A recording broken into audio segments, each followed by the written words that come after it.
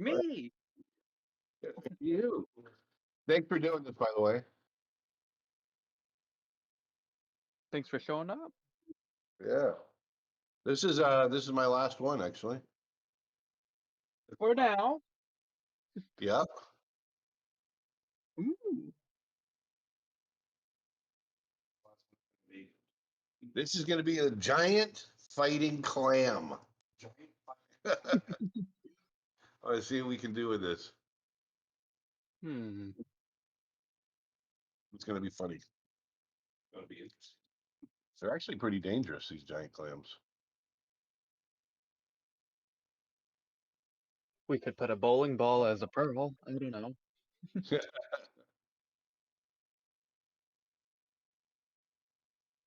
Or maybe the crystal ball says one moon.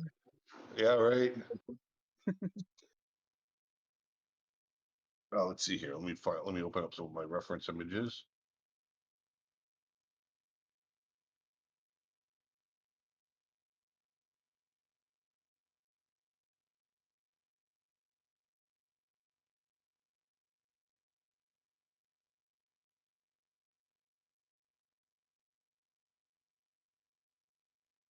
Pretty crazy looking animals.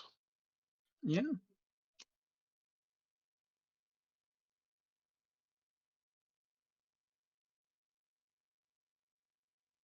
I felt so sad when I read the article where they opened up that 100-year-old clam. The That's what what? I felt so sad when they opened up the 100-year-old clam or something. This Yeah, enormous. I was like, oh man, yeah. poor It's like thing. when they when they boil a 100-year-old lobster or something. Yeah, feel horrible.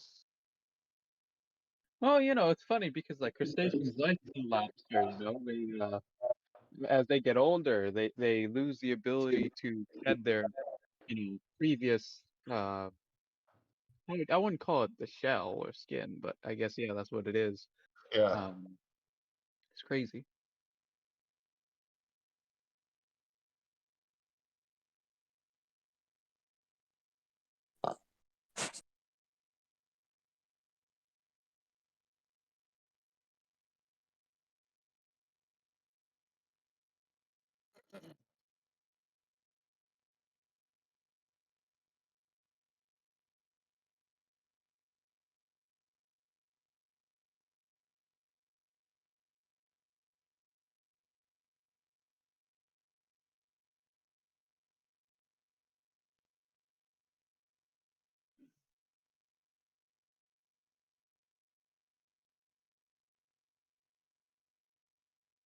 Who am I talking to?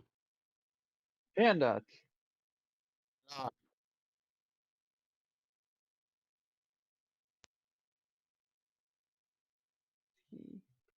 Hello. hello. How are you? I'm great. I'm experimenting today with seeing if I can get a nice threatening giant clam. Yeah, I see it. We're gonna see what we come up with here. I've been following this project for a long time, actually. Checking in and out with everything, and just watching the community develop as well. It's pretty neat. Uh, Your background's neat. Um, everything's solid here. it's been a lot of fun working on it, I'll tell you. happy to hear that.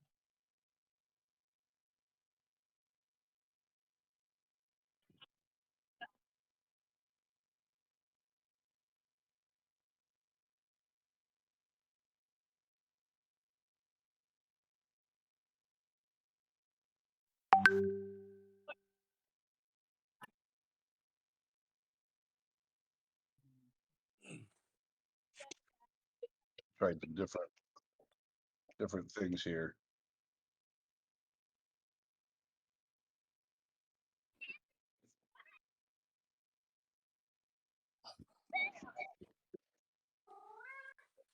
Oh, Hey, kitty, kitty. She's always chasing me around for food, even though she has tons of it all the time. Your dishes are full. Catnip's a crazy drug. Yeah.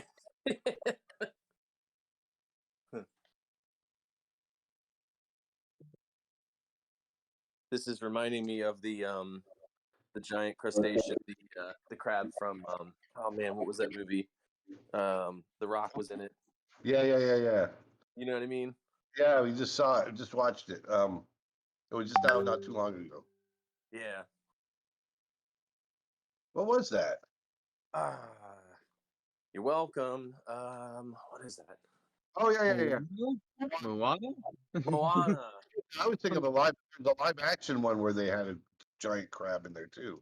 Yeah. Or like, like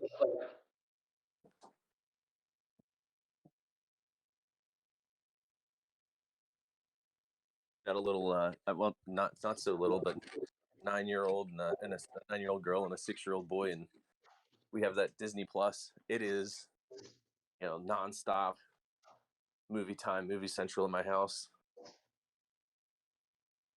Oh yeah, it's great. I got a little piece of useless information about the Moana movie that I had a little bit to do with. I'm friends with the directors, Ron Clements and John Musker, or John Musker and Ron Clements.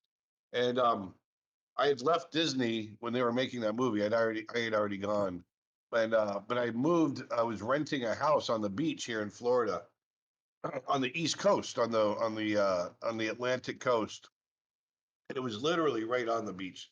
I rented it for a couple of years, and every morning I would get up around 5 or 6 a.m., 5:30, 6 a.m., and I would photograph every single sunrise for like 2 years. I photographed every sunrise, and I would post them online for my friend. And I still had a lot of Disney friends that followed me and stuff, and they use those sunsets as well. But sunsets and sunrises, because the sunrises were the best because I faced east. They use those as reference in the movie. Oh. It was pretty cool. Yeah.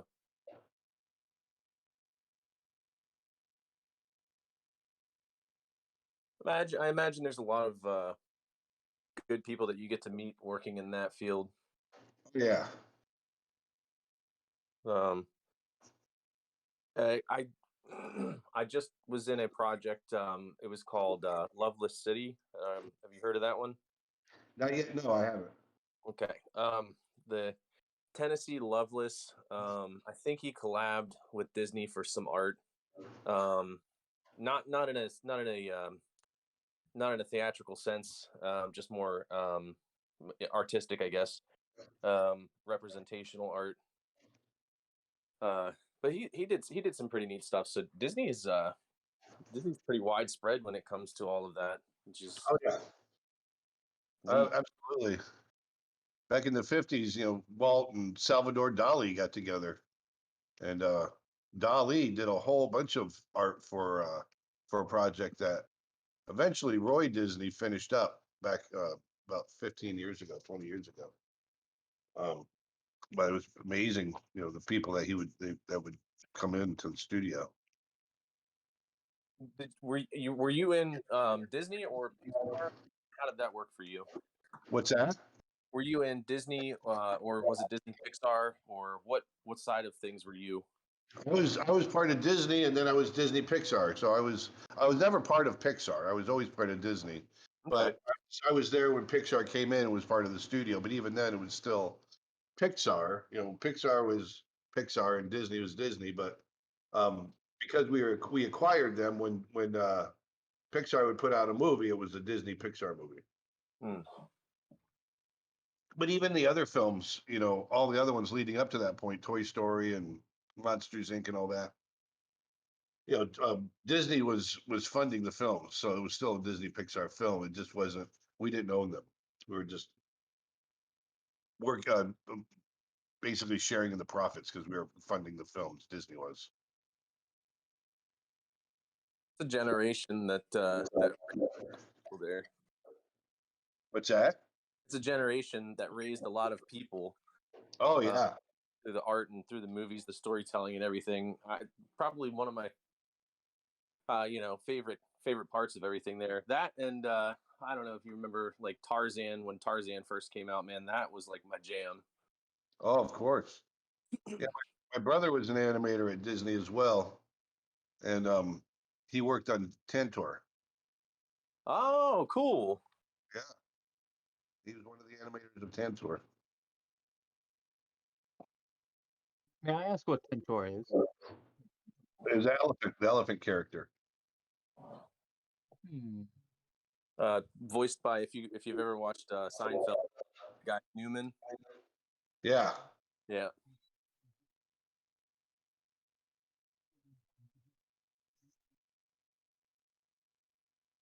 Let's see here. This is kind of fun. Morning, Aaron. I have not seen Tarzan in such a long time. I'll be able to It looks questionable. That's right. It's just water sanitary. Yeah. Man, I have all these VHS, films of all these movies, and the the ads of other movies coming out in that previous year before it showed the actual film. You don't have that anymore, and it's very nostalgic. You have people who and say, "Oh, this is the next movie coming out. Oh, this is Zanze, the guy in a jungle. Was raised by these Yeah. people." Yeah, you see a background documentary almost, and then you go see, let's say, Monsters Inc. to watch right after.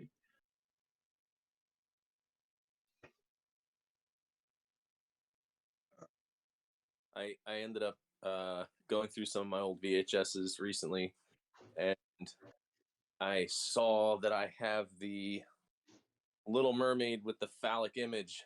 I was like, yeah, there we go. There you go.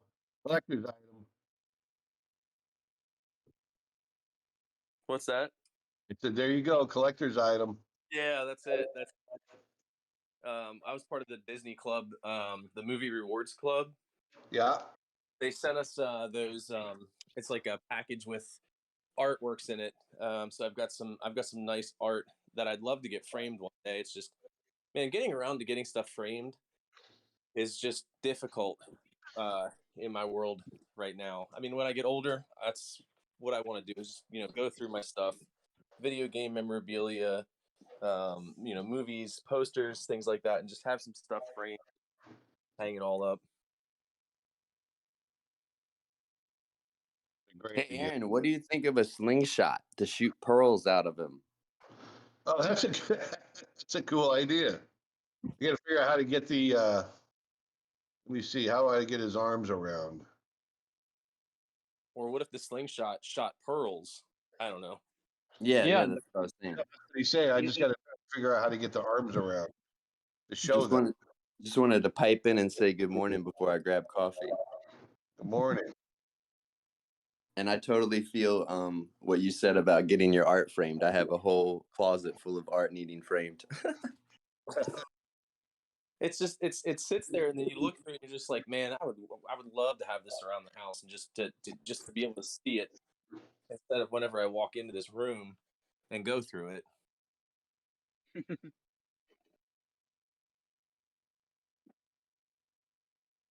see. I want to make this big enough that you can understand what it is. Let's see here. Yeah, like if I were to get this sketch from Aaron, right, I would totally want it to be archival framed, That's like there's definitely art where I don't care if it's in like a IKEA frame, but then there's other art like, Aaron's art where I would definitely want it framed professionally. Oh, thanks. How's Florida? It's snowing up here in New York. It's nice and warm today. We're gonna Sunday is supposed to get a little bit cool, but cool by Florida standards, not New York standards. So I think a nighttime low is gonna drop down to about 38, and we're gonna be in the highs. Our high is gonna be down to about 63, and that's another cold front because we've been in the 80s every day. We're gonna hit 87 today. Whoa. Do you gotta be careful for iguanas when it gets down to low temps dropping out of palm trees? No, the iguanas are in South Florida. I'm in North Central Florida, Oh, so we okay. don't have the iguanas up here. They're only down around Miami, South Florida, Oh, I and didn't know that. That's cool. yeah, Keys. I just assumed all Florida. But you got fire ants, right? Oh yeah, I got fire ants everywhere. They're horrible. Oh yeah, I remember those. Dealt with fire ants my whole life. My brother and I, we used to fight like cats and dogs, and we got into a fight one time and ended up in the front yard. We're rolling around, punching each other, going to town, and we both rolled through a fire ant mound at the same time. Our heads went right through it, and the ants got into our hair and started stinging both of our scalps. Oh no. Instantly, the fight was over. We were running in the house trying to get the ants out of our hair in the shower, just frantically trying to get the sting out of our head. Wow. They went through your ears, nostrils, who knows? Oh yeah. That's funny. You guys went from fighting to helping one another in an instant. Hey man, it's just like those classic hero villain movie scenes, you know, they're killing each other and then they realize they have to oh Yeah, shoot, that's exactly right. quick. The famous being the lion and the mouse, right? Getting caught in the net. Yeah. Let's see here. I was gonna do the bat. I might forego the the slingshot for a second because I'm trying to figure out how to get that clear with the arms. I want to get a big clear silhouette. And You the can clip, work on so much with this character. Like he's really heavy. He's like really armored. He's low to the ground. exactly. He is a boxing clam. Is that what you said he was supposed to be? Yeah. Hmm. Yeah, I just thought it'd be funny to have a giant clam in there. I love it. I like the idea of like big thick legs. This one's kind of cool. It's a little bit unlike some of the other art I've seen you do, Aaron. It's more, a lot of the other art, it's more fish based. This is Yeah. kind of different. Good morning, Mr. Blaise. How are you? Good. How are you? I'm cool. I just came to check in and see what was going on. Everything's great. We're having a great conversation. It's always nice and intimate in here when you're drawing. I kind of love it. He holds us. He holds us the whole time. Yeah. Oh, we're on the clam guy, huh? This is pretty cool. And I heard everyone everyone's trying to make their mark on you, Aaron, and get suggestions in. Yeah. I think I like having the small legs compared, having a big body and then small legs back here. Yeah, he feels like he does scrawny legs. Yeah, it makes a nice contrast. Oh, very cool. I'm gonna run around and do some work, and I'll come check back in with you, Aaron, and see how everything's going. How long are you planning on being here today? Till you're done? A couple hours. Sweet. Yeah. This is a fun way to spend a morning. Yep. I'm just gonna cruise along. All right, I'll catch you with you guys a little later. Thanks, Aaron. See ya. See ya. Yeah, like I'm getting vibes. Like, what's the name of the dwarf from Lord of the Rings? That's all like about his Gimli? gold. Oh, yeah. Gimli, right? And the clam, he's all about his pearl. He doesn't want anybody stealing his pearl. Oh, so you mean the Hobbit then, right? Like Because Gimli is like about one of the just how the dwarves are with their money. They're really small, low to the ground, bulky, and they care about is gold. yeah. So really stout, short guy. Let's see here. Oh.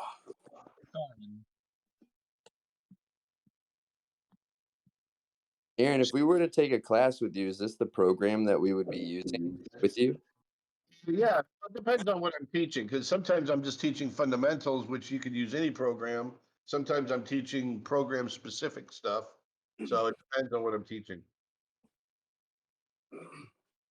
Here's the squid that I did yesterday. Oh wow, that looks awesome. There he is. He was a lot of fun. So there's the squid. It's a Humboldt squid. I based it on a real squid. Oh wow. And then this one was the one I did the other day, or killer whale. I did that one on the last AMA. Wow. These look so good. Oh, good. I'm glad you like them. Oh, somebody bit the killer whale's dorsal. Yeah, so he got into a fight and he got bit. That was I a think it. suggestion by one of the viewers. Oh wow, that's great.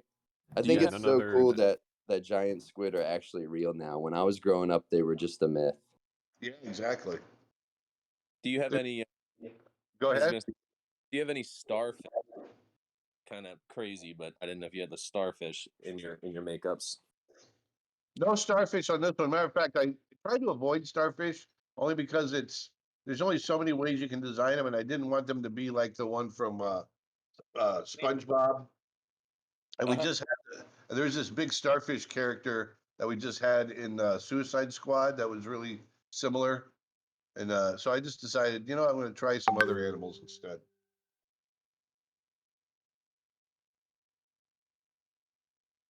Let's see here. I'll shrink him down a little bit, and then I can. Like a great sea creature for a boxer would be like a mantis shrimp. Yeah, They're incredible. Could have been a sea anemone. They're tasty too. They taste good as well. Unleash a bit of clownfish on them. Oh yeah, clownfish are incredible. Also, how they get to hang out in the anemones. Anemone.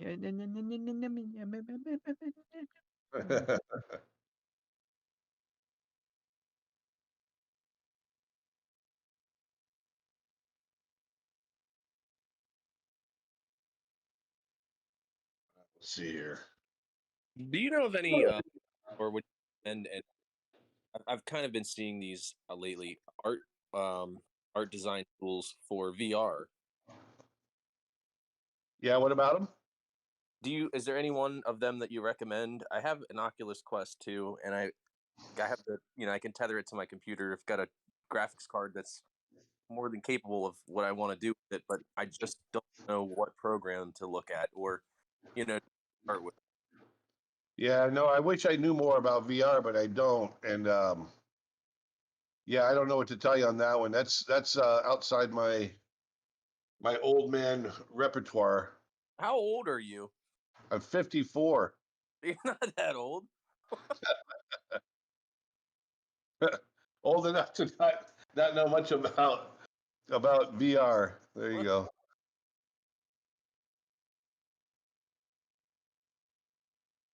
Let's see here.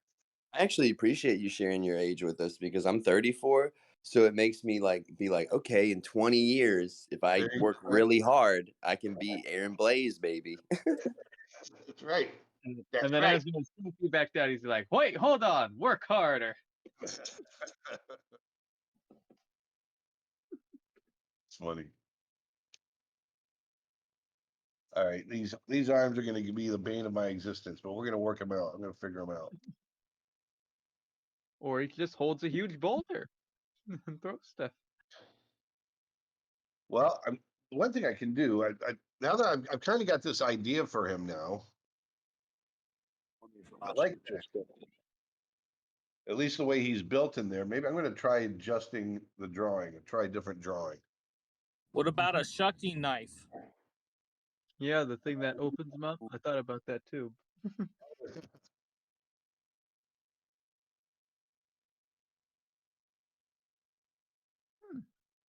What if I can do this?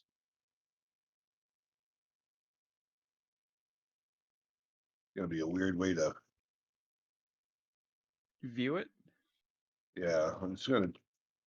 A lot of times I'll just I'll do just a general gesture. Just scribble it out. I love the slingshot idea. I just want to I want him. Different poses. Yeah, I want to pose. Let me look up here. Firing.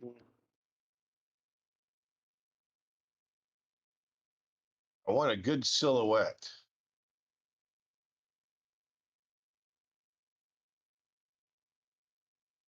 Oh, that's interesting. Stella.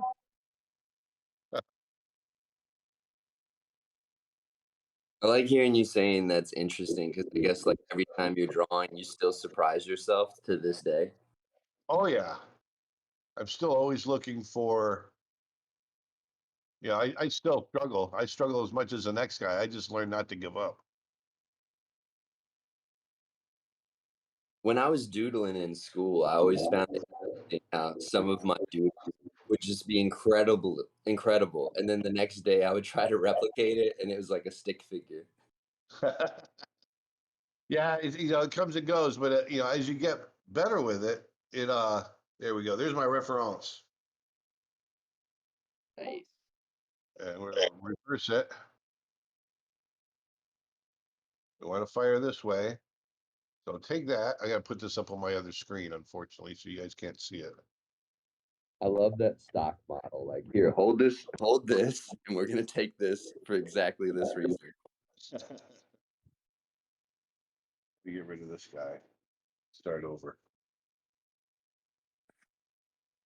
What do you think about NFT space and all of the art that you've seen? I mean, how do you view it? Some good, some some sloppy, some really good, undervalued. What's your take on it? NFT art? Mm-hmm. Yeah, I haven't seen enough of it, to be honest with you. Um, I I would like to see more better art, for lack of a better way of saying it. And I think that um, there's a lot of great art out there. I want to see more of it because I'm just not I haven't been exposed to enough of it.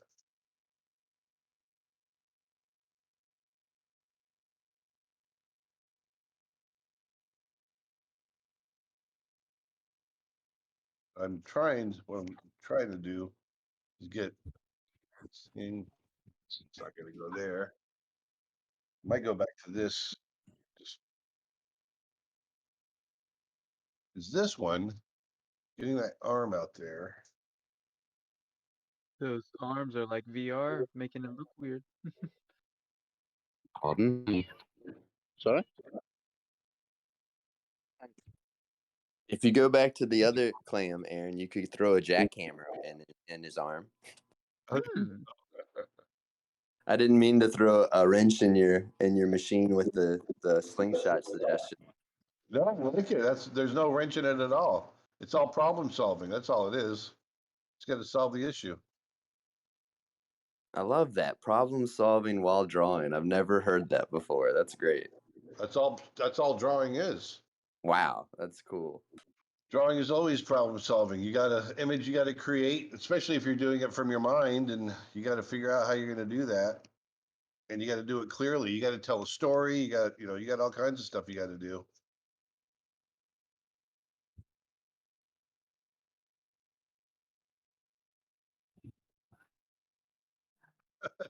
That's not gonna work out. I can tell already. So we're gonna go back to this one and solve He the could problem. be holding a huge pearl that says "When Moon" on it. He's just gonna smack someone with it. That's funny. We Pearls, those clams get so big. Last time I saw one was when I was diving the Great Barrier Reef, and it was like 3 feet across. It was huge. they're monstrous. Yeah, it's pretty cool. I haven't been able to dive there. That's great. Oh, you gotta go. It's incredible. We could do it this way. Put his eyes up here. Oh, that's cool.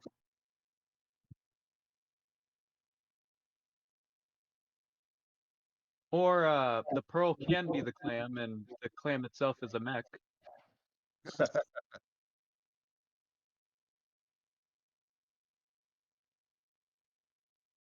Almost do it like a scallop. Got a You're giant. like the thesaurus of body styles. I love it. It's incredible. You're like, okay, let's flip it around. This is cool. It's like he's got an armor shield like chest. Yeah.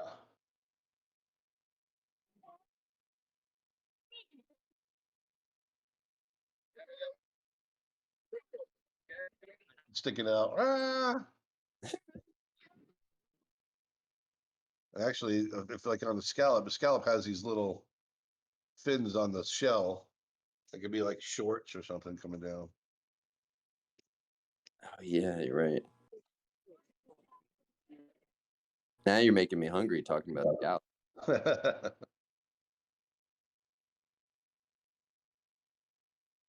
Trying to keep it in the little bit of a 1920s style here.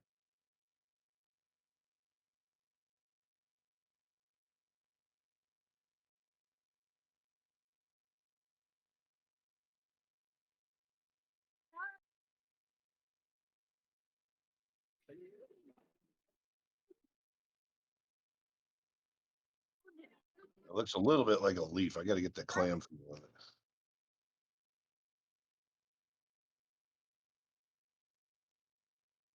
We see. Jump up to my reference.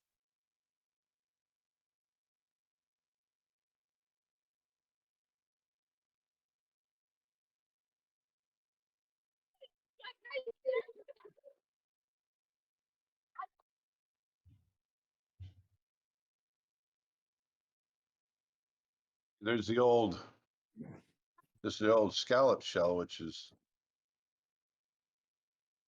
maybe a little easier to identify. It comes around.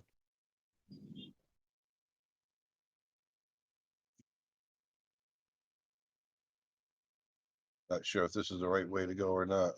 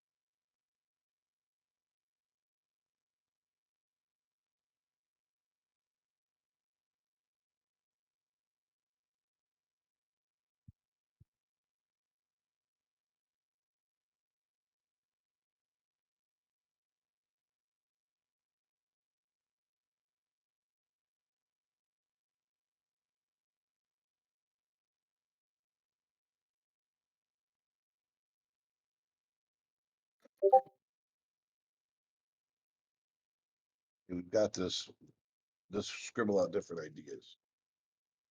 Here's one idea. We'll go back to this one. Still liking just a big, heavy, giant clam idea.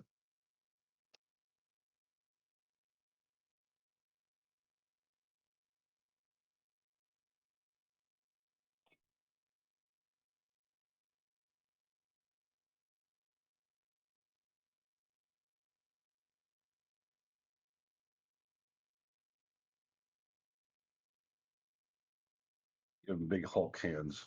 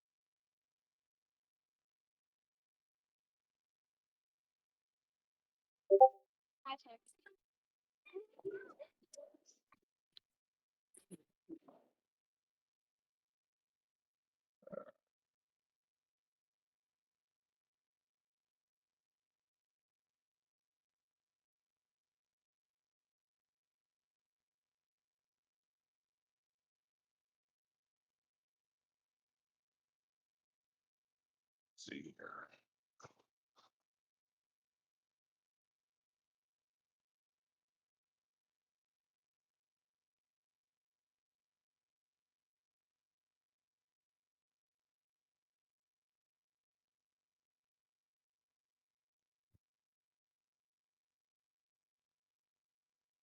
Getting the silhouette right is what is the hard part.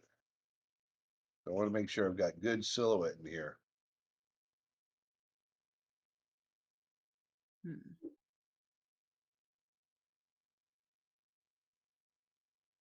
Like when I was designing for some of the other movies, I would sit here and we would do thousands upon thousands of drawings, working out little nuances like this until we had it just right.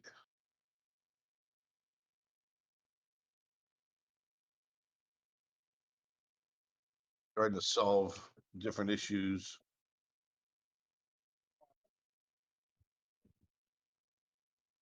What was the last feature film you worked on project before you left?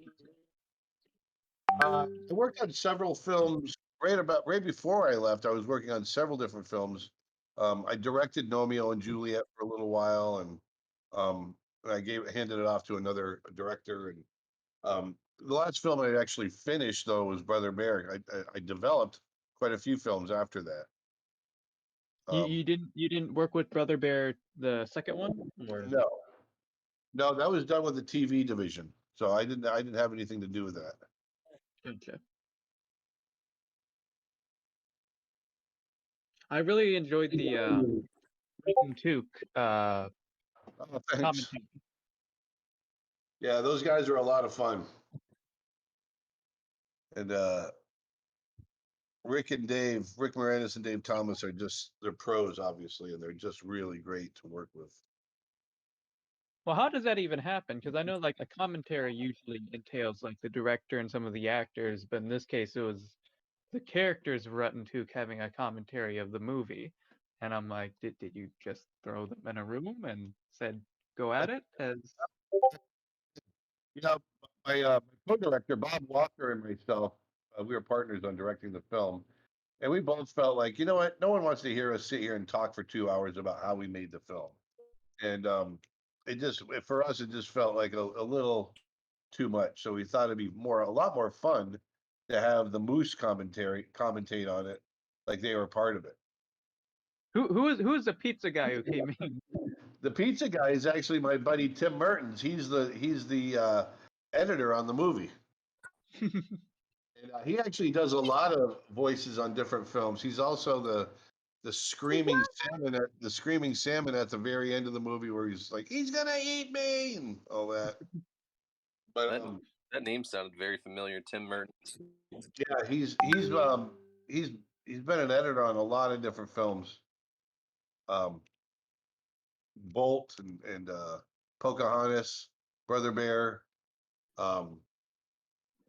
Trying to think of the last one. He was can't remember if he was on Tangled, but he's done a lot. All right, so we got this guy cleaned up.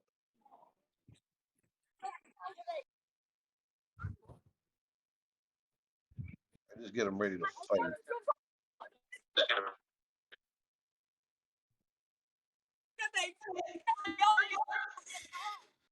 Yeah.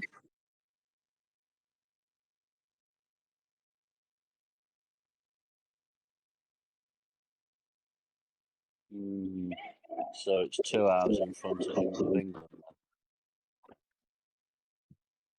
Yeah. Might be different when British summertime hits as well. So it'd probably just be an hour.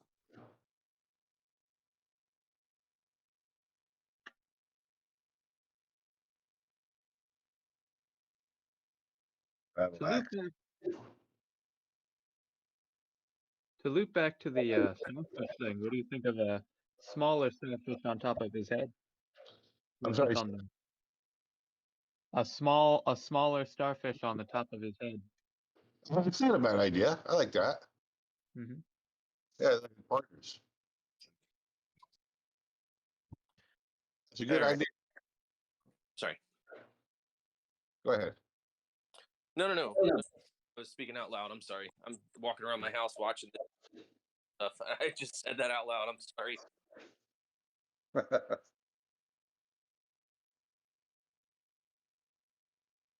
Okay.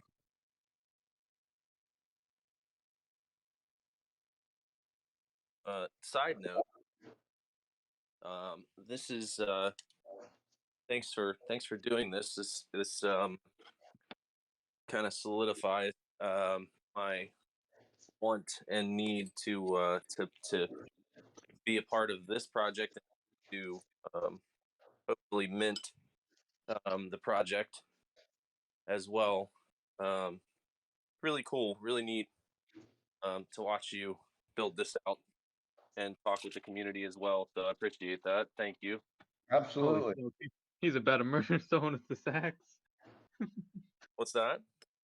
This man's about to murder someone with that axe, the double No. hilt axe. Yikes.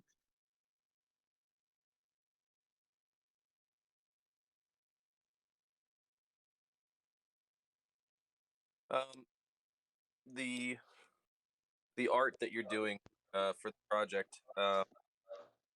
Do people have what rights do people get when they go through this? I mean, what right has been um, gone through, or has it been established yet? I think that's a question for Justin. I'm not sure how the NFT rights work. That's the yeah that because I'm just a designer for the project, so I'm not sure how all that stuff works as far as the rights and with an NFT. That's still stuff I'm trying to understand as well.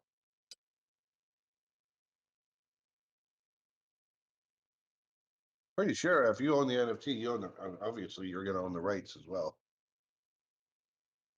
Yeah, and primarily just just for um,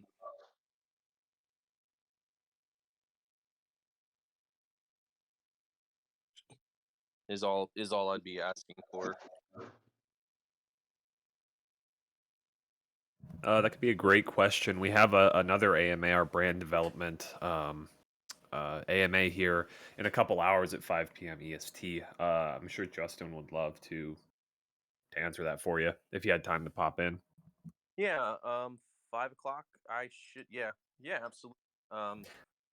Runs about an hour. He opens up. We try to open it up kind of throughout the AMA to give you guys a chance to ask some questions and whatnot. So Thank you. I'm setting an alarm. yeah,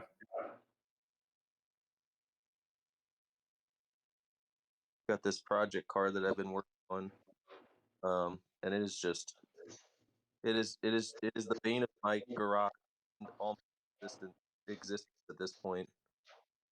I'm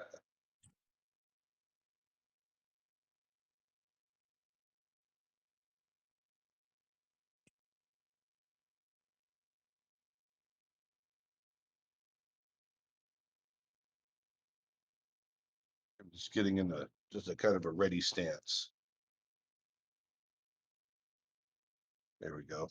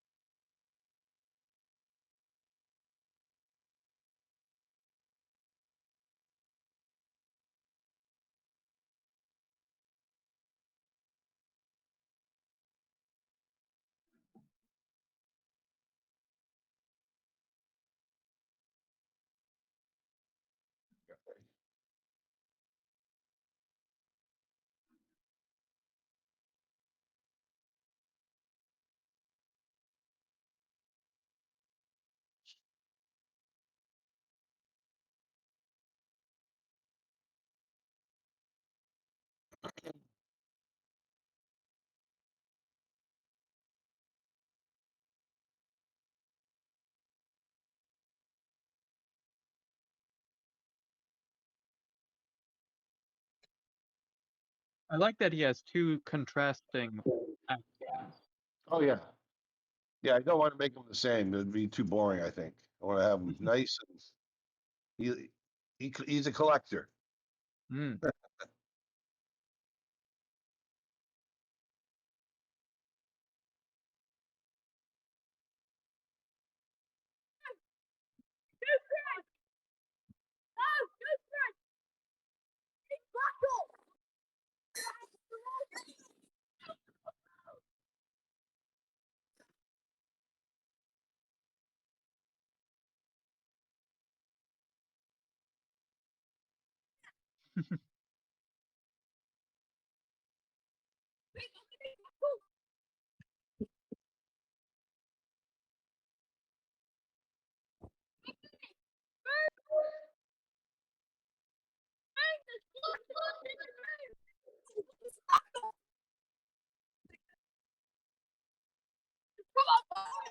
Oh, who we got yelling?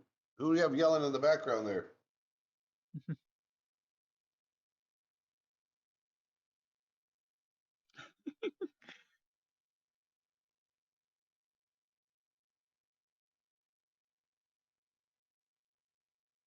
Goodness, it is Patrick.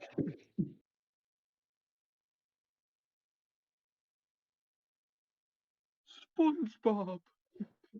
It's like his battle. I don't want it to be him. I gotta see what Patrick looks like. See, that's the problem with jellyfish. You can only do it. So anyway, I guess I can bring this. I can bring him down here. You could slap him onto that little empty spot, so not near the guy's eye, but like he's not exactly a tattoo, but I like him having up on top, nice and clear silhouette. hmm.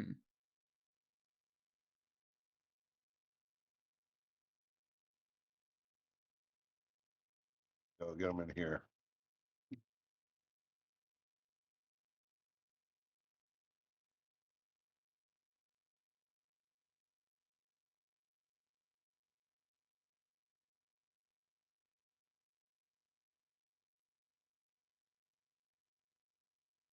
Angry.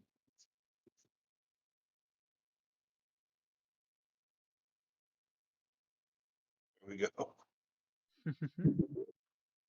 He's got bad teeth. That is epic.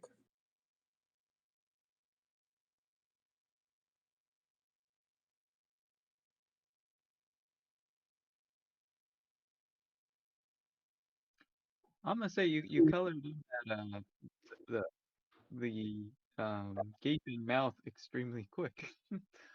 Here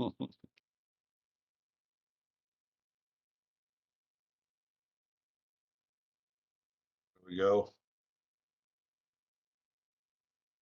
Do something with this mouth here. I don't like this mouth.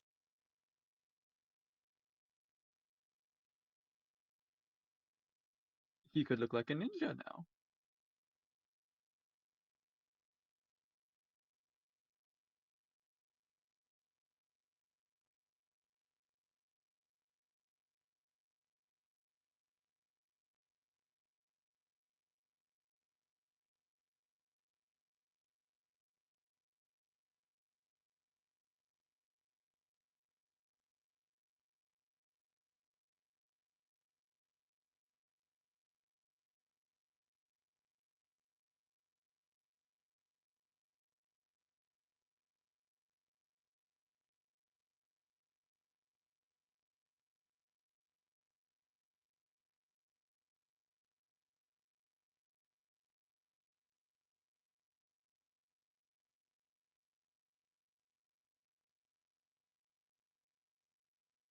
Oh, paddle boots. What do we got for boots? Let's see what we got here.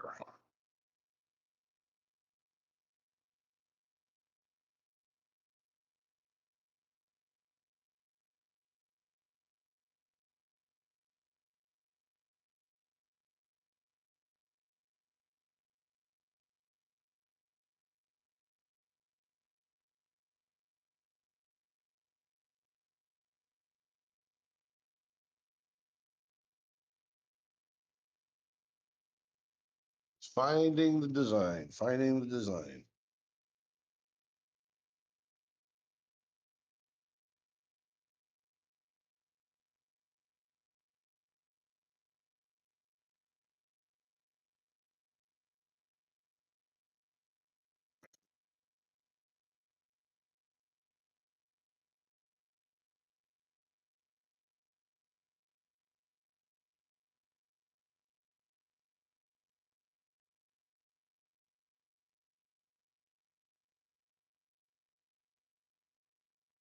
What I usually do at this stage is just lighten that up and create a new layer on top and start refining that drawing a bit more.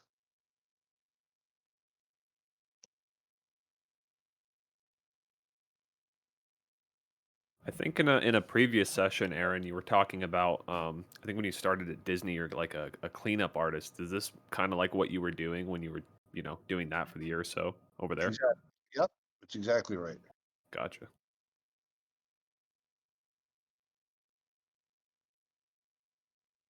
I could see how that would probably help lighten up the workload on the artist over there, so they don't have to get it perfect and tweak everything.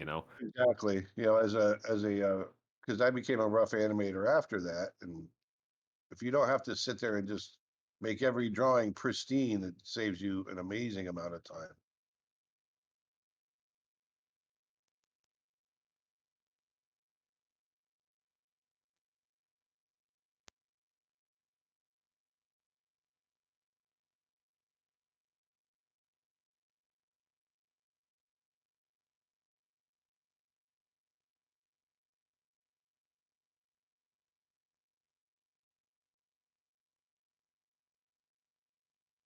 You could do a starfish character. Now that we found this one.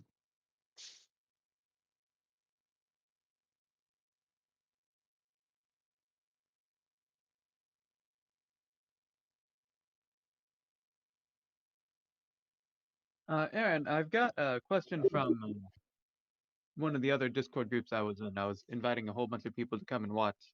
And they asked, what was the charities that you were involved in? Like the Well, art one, free life one. well, we the I don't have a specific charity. What we do is in my website, we have artists that submit portfolios and their financial needs, and I go through the portfolios and look at their stories, and out of that, I pick people for the scholarships. So I've done on my website already. We've done quite a few, and it's been working really great. And then also we do educational, like the Malala Fund. I donate to that regularly, which is education for women around the world. Um, a lot of different charities that we donate to. But as far as this one, the way we do it is we have and we haven't discussed completely um, how many we're going to do yet. I'd like to do quite a few myself, actually. Because I couldn't have gone to college without a scholarship. That's how I didn't have the money to go to school, and art schools have become incredibly expensive, and so I'm always trying to find ways that I can alleviate it for you know possible students, because you never know. There's somebody out there that can't afford to go to school and could be the next Picasso or the next Leonardo. You never know. And so I think it's because school is too expensive, it'd be a crime for that person never to be discovered.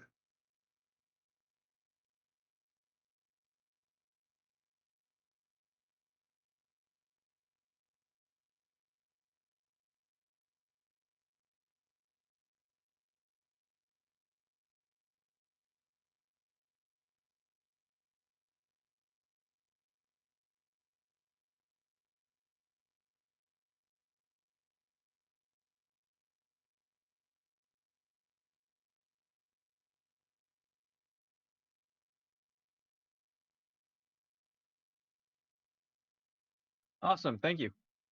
Sure.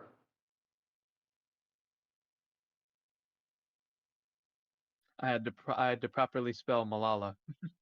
Malala. Malala.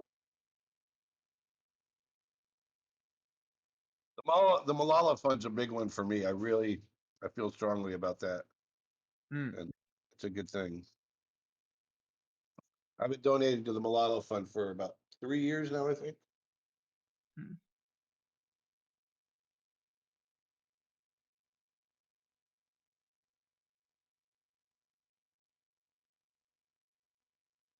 Was it Kenya you and your son went to earlier? Yes. What was the you were taking photos there? What was the mission there? What was the purpose? Just visiting, or you've been there before?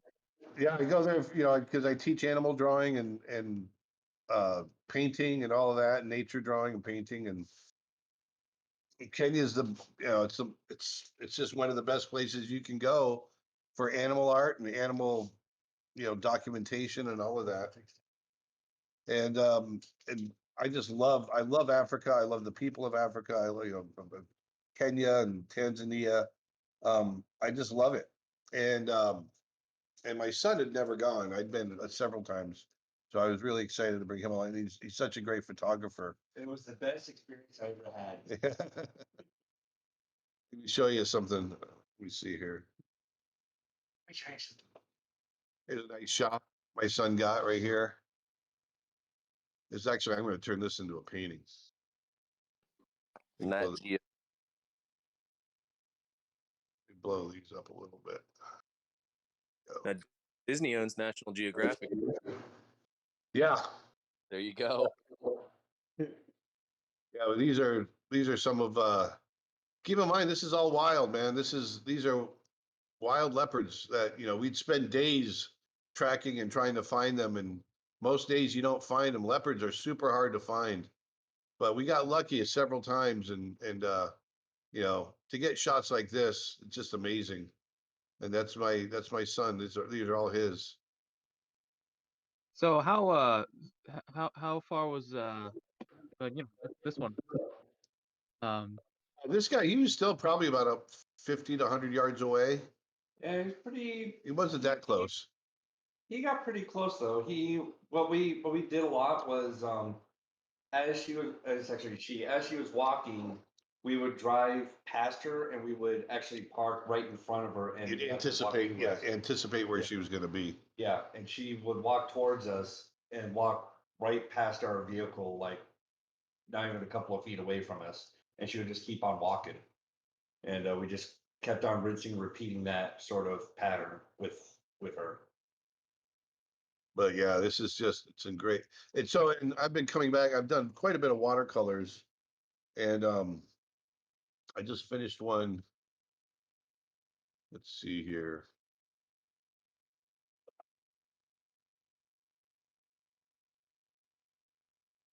Let's see, where is it? Here we go. This is one I just finished out of a watercolor I just painted. It's a huge watercolor, really large.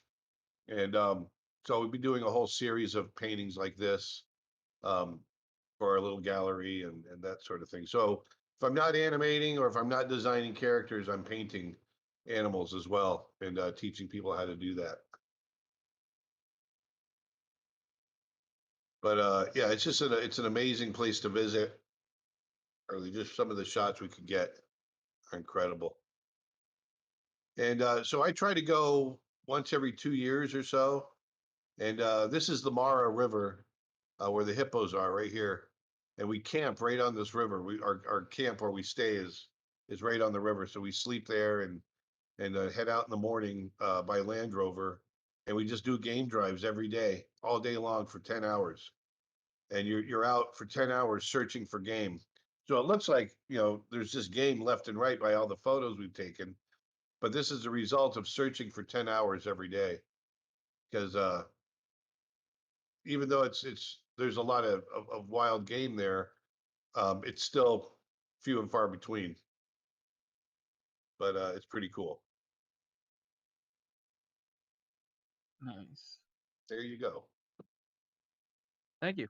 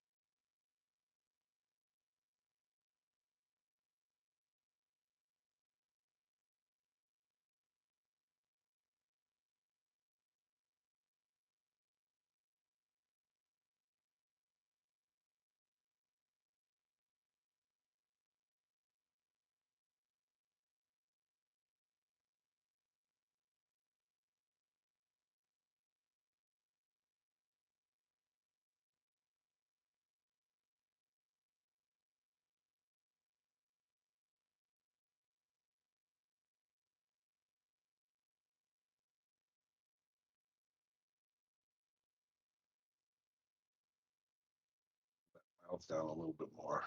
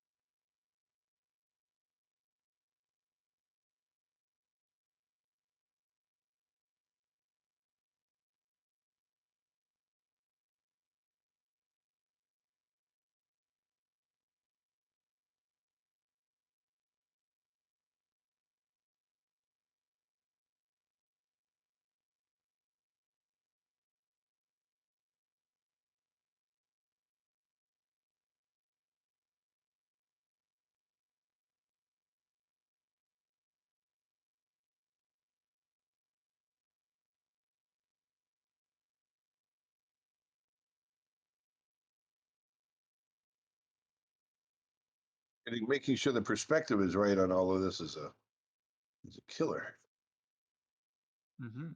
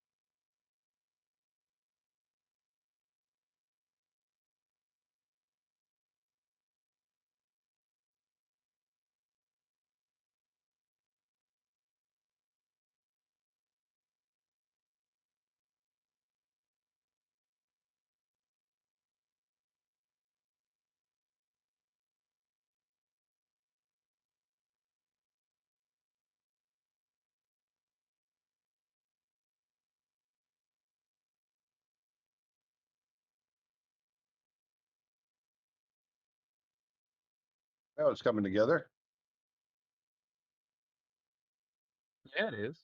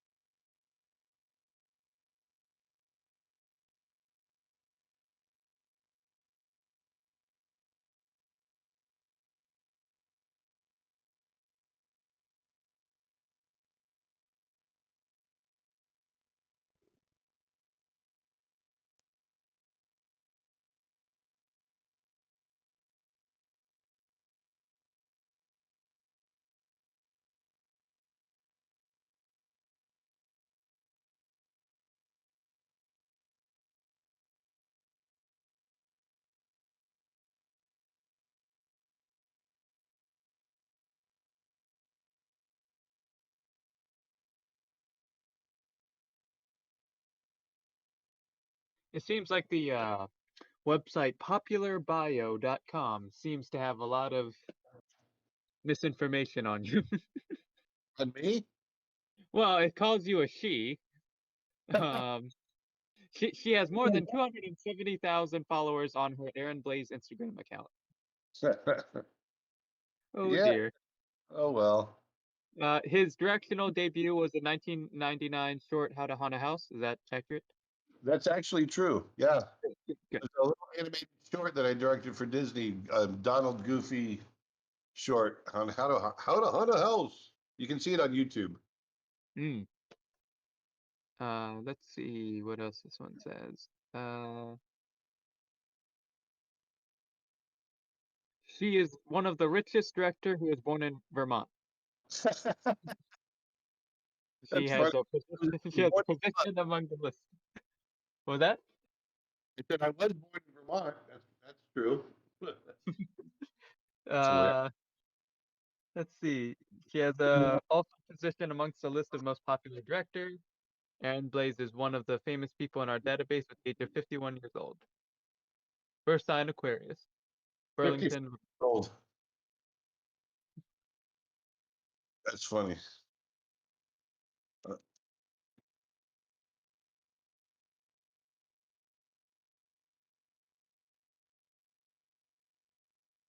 It's funny. It says um according to Wikipedia, Forbes, online resources, famous director Aaron Blaise's net worth is 41 million at the age of 51 years old. She has earned the most being professional director. She is from VP. And then it also says estimated net worth under review.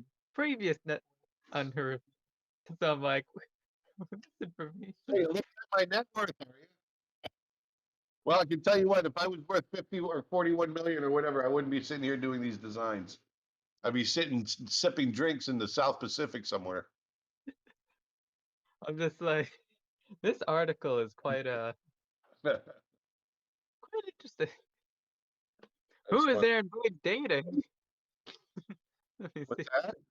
It says who is Aaron Blaise dating? Oh dear.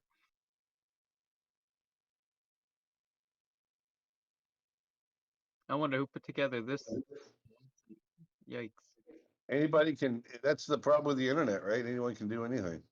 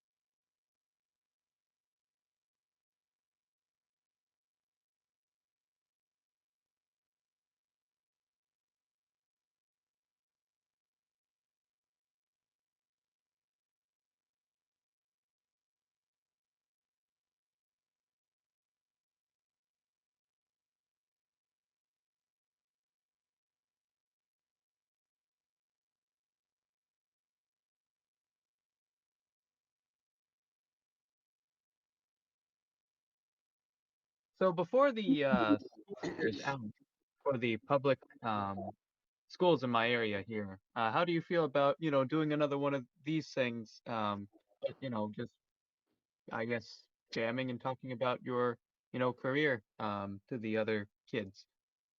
I do that kind of stuff all the time. I'd love to. Awesome. I was Just like, the schedule, I would definitely do it. yeah, I've- because I know a few, high school graduates who yeah, wanted to do it, I and do that just all the able. time in schools, and I love to do that. My only issue is I'm going to be in the next couple of weeks. I'm going to be hitting I'm going to be traveling pretty hard until the end of May, Oh, and no then problem. Like I'll be June back. is when school's over, so Yeah, an end of the year thing surprise for them would be phenomenal.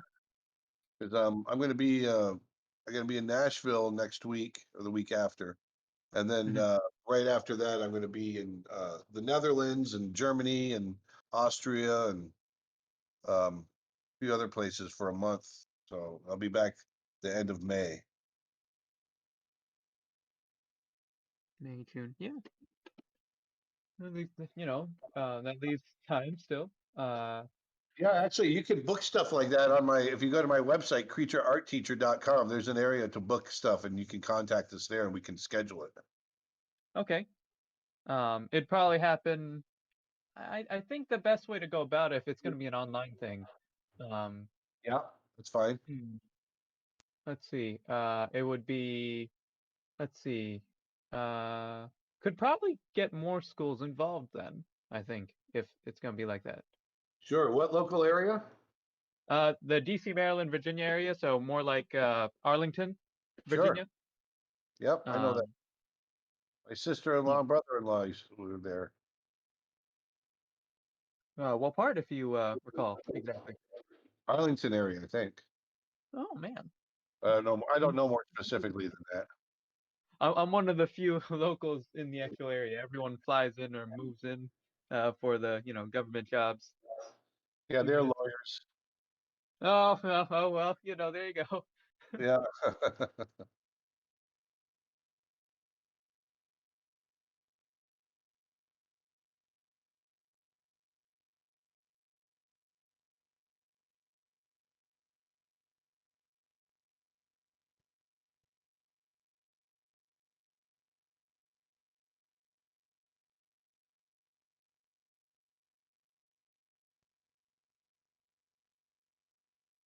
I'm watching your Adobe Max session from 2014 right now, as well as watching you create here. Which one? Your Adobe Max session from 2014, October 2014. Oh yeah, geez, that was a long time ago. I'm trying to remember what I was doing for that. Probably like a forest creature kind of thing. Yeah, there's like a turtle on the front of it with like almost like nature leaves created out of. Yeah, yeah.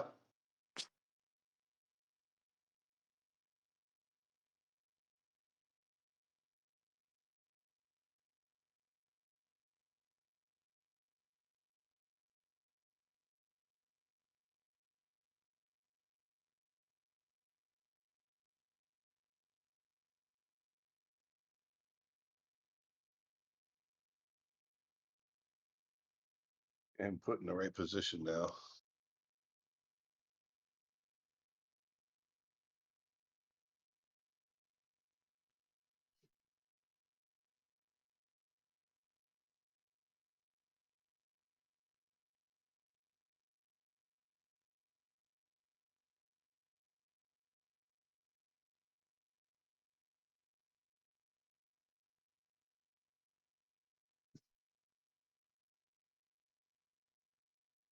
I found the form, and I'll get to that, later today. You found what? Oh, I found the speaking form, and I'll get to that later today. Good.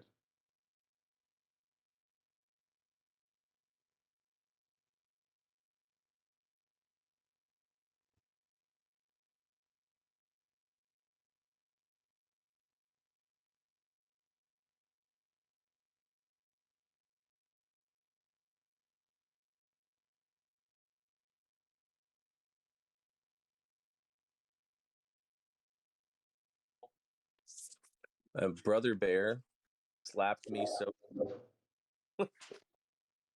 What's that? Brother Bear, it slapped me so hard in the feels. It was a good one. That was my job, man. Yeah, you rocked on it. It was my job to kill off, not Denahi. What's his name? Denahi and Coda. And then the older brother who died. Sitka. Sitka. No, Sitka. No. Sitka have to die.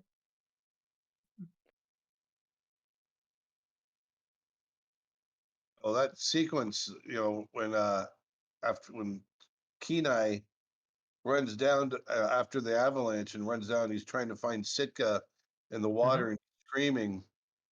I had, that Joaquin Phoenix was doing the voice, and I had him record that, but it was right after his brother River Phoenix had died, and man, that was a really tough sequence to record. Jeez. Well, you worked on Brother Bear. I directed it. Yeah. Oh, you directed it. Yeah. Did you draw the Mother Bear? Because that gave me nightmares when I was a kid. The angry Animator by the name of Rune Benneke, from the Netherlands. He's the animator. He's one of the best animators in the world. Yeah, he did a very good job on that. That was that All was of my that movie when I was a little kid. You know. was a fun film to make. I really did wish I got to see more of Mary the Squirrel. What's that? I wish I really did wish I got to see more of Murray the Squirrel. Oh yeah. Like Well, Murray actually had a bigger role at one time, and it just got smaller. He had yeah, a life sequence saw with some test it. animation. He tried to get eaten at one time. It You was like, saw that in the extra bits there, right? Yeah. Yeah. there was a section here that guy's devoted to him that was later cut, but like Yeah, he that was was insulted. He was insulted that a bear wouldn't want to eat him. So, because from a long line of squirrels that have been eaten by bears. my family has been feeding your family for 15 generations. It just doesn't look that appetizing.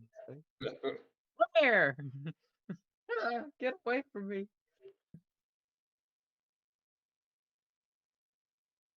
The guy by the name of Alex Cooper Schmidt storyboarded all of that for us. He's a very good friend of mine. He's also the supervising animator of Stitch from Lilo and Stitch. Oh, love that. Yeah. He's a brilliant artist. That movie had some upheaval, didn't it? For funding, I heard it back. Oh, Lilo and Stitch? Yeah. Oh, yeah. Well, the movie was pretty much in the can when 9/11 happened. And there is a whole section in the movie where there's a 747 flying through the city, knocking down skyscrapers. And then 9/11 happened, and we were like, nope, we can't release the movie like this.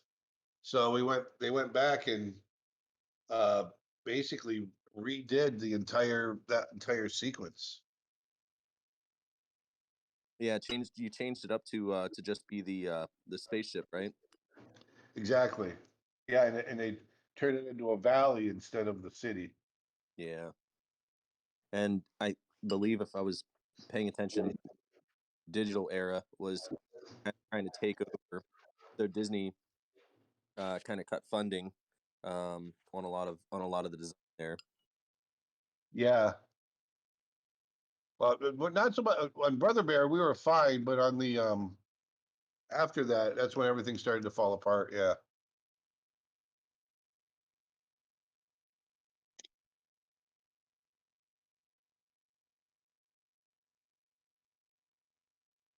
So now that I've got basically the drawing tied down, like so, now I just go through and I pull out my solid black line and, for lack of a better term, I'm inking it now. Gotcha.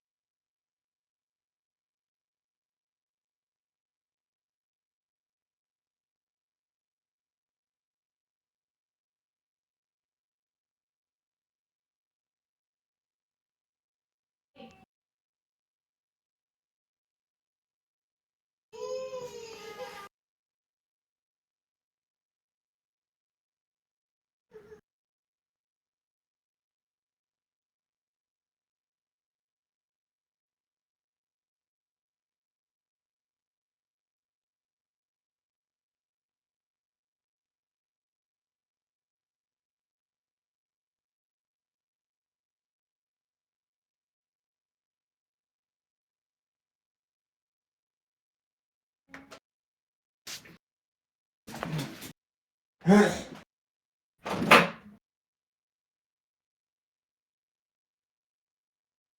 are you?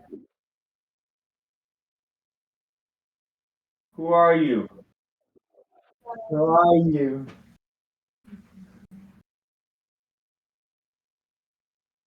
Who are you?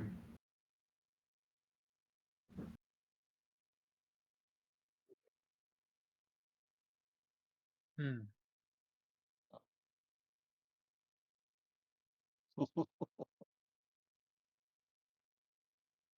So what everyone have for breakfast? I didn't eat yet, so trying to figure out what I'm getting. Beef stew. I know weird breakfast. That's what I have. I'm a soup and stew person myself. I'm not sure a lot of people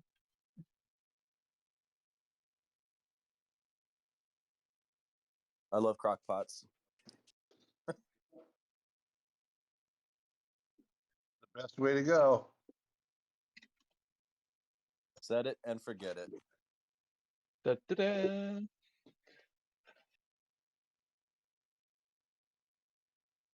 Except baking. Baking is cooking is a lot more forgiving. Baking kind of says no.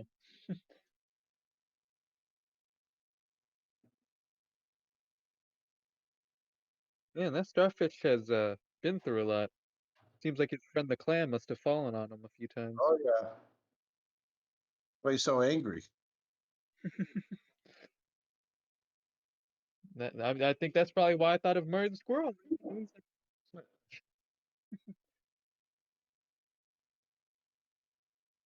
Oh, lots of line work on this guy.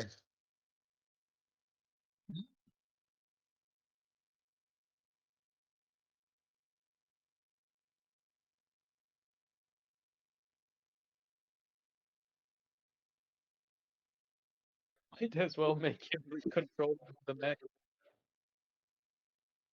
Say that again. You broke up. Oh, I said might as well make the starfish the controller of the clam mech. Yeah. He's so crazy. Is this the only one of one that has two characters in it? Yeah, I think so. Well, there you go. When we name the rarities, it's gonna have to, yeah.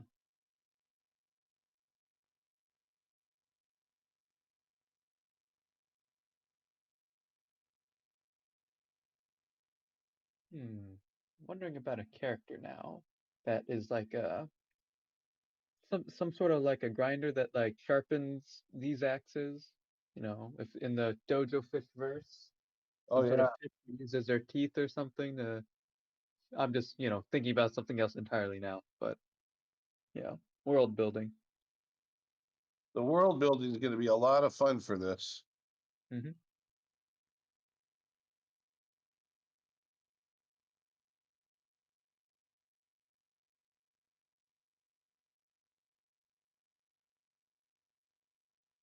So when you created Beast and Beauty and the Beast, did you work on any of the other characters at all, or Well, first of all, I didn't create the beast. I just was one of the animators of the beast. Glenn Keane actually created the beast. understood? Yeah. So he was the supervising animator. I was a young up and coming animator, and he Mm. brought me on. He was actually Glenn Keane who created the beast. He was my mentor.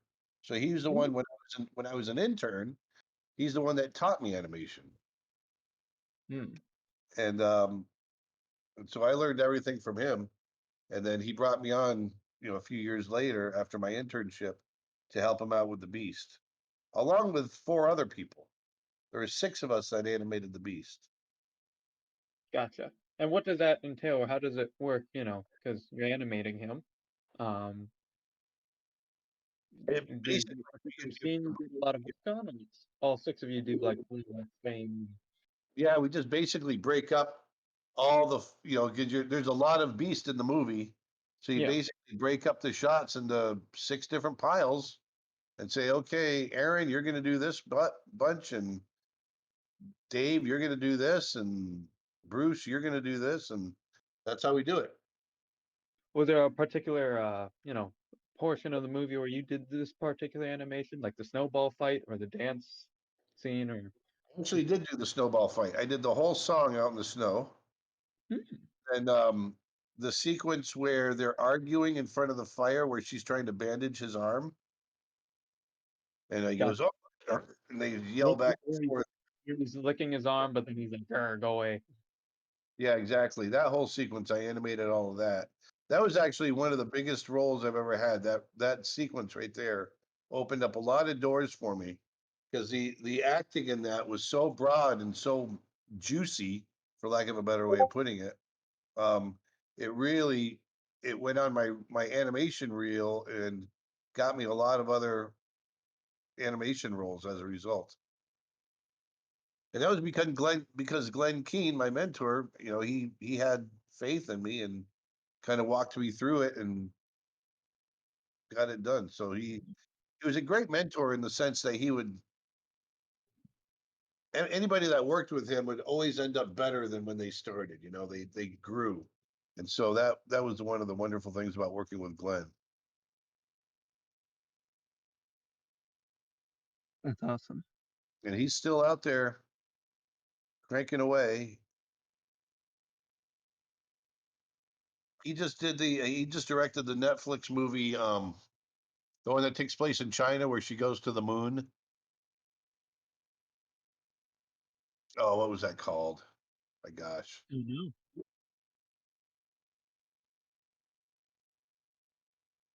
Soul? No, the one where it's a Chinese girl. She goes to the moon to find her mother. Hmm? I think it's where she finds her mother. Anyway, Yeah, I watched that. yeah, he directed that. Is it Over the Moon? Over the Moon. Thank you. Uh-huh. Not a hard one to remember, but I could remember it.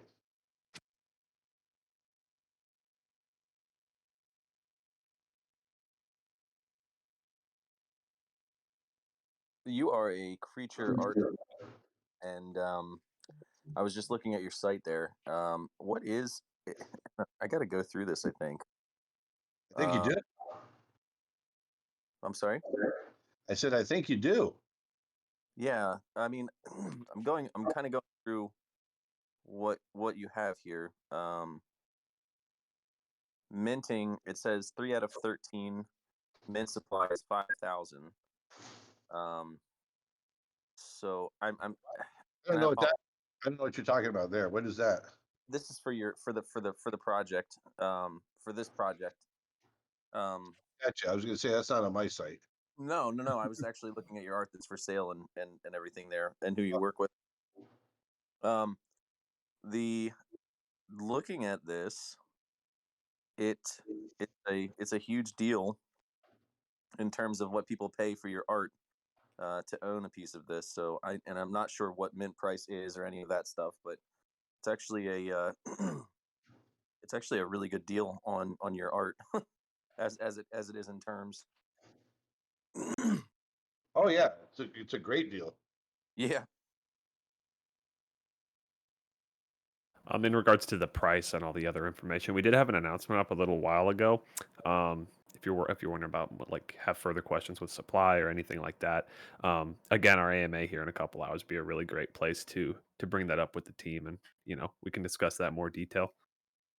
Yeah, for sure. And I apologize. I don't mean to bring it up. I'm just simply looking at the website that Aaron has up, and then comparing it in regards to what's going on here within the project. Mm-hmm. I mean, the total value.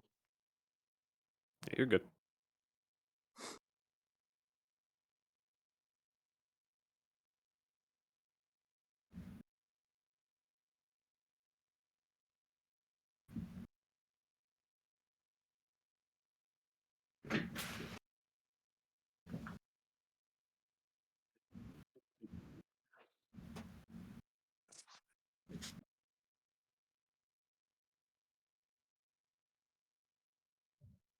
His feelings are hurt, bro.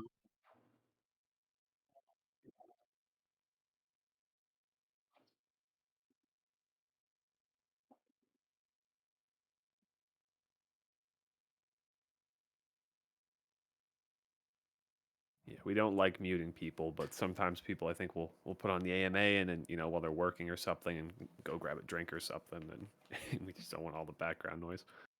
Yeah. And then you also don't want to forget that you muted them. They're forever muted. Right.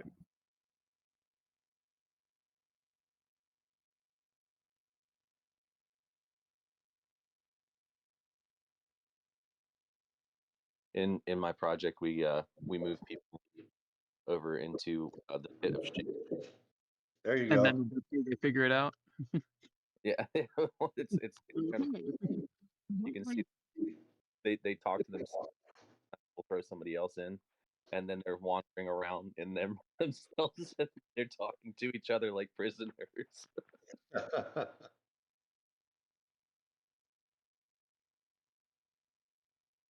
Actually, this one might turn out to be my favorite one. I mean, it is the last one, so like, hey, let me throw everything at it. I was almost doing. I started out doing the clam as kind of a joke, but then I thought, no, I'm going to take this seriously. I really like the starfish. Yeah, that was a great suggestion. You brought it to life. It's really cool. Now animated. You would actually. So would you be doing the? Would you be doing the animated part too? When the game moves around? I'm not sure because I've got my own project. I do know of some studios that that I think could be really good for this project. Mm-hmm. That actually it's with ex-Disney people that I used to work with. But as far as my working and animating on it, I'm not sure yet. Mm.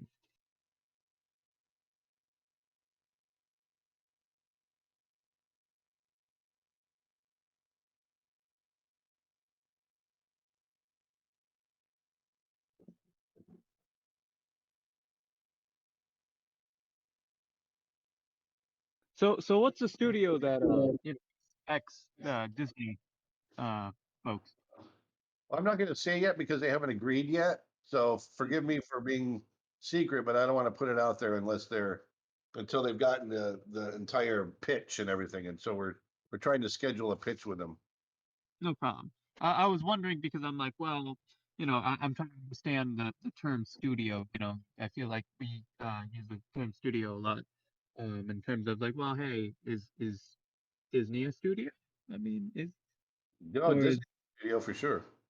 Yeah, so I'm like, well, how would I find, I would assume Disney's expensive, and so is, other studios, but then you could also just, find still quality animators who've also worked for that. I mean, do you just do a simple Google search and then There's lots of studios out there all over the world.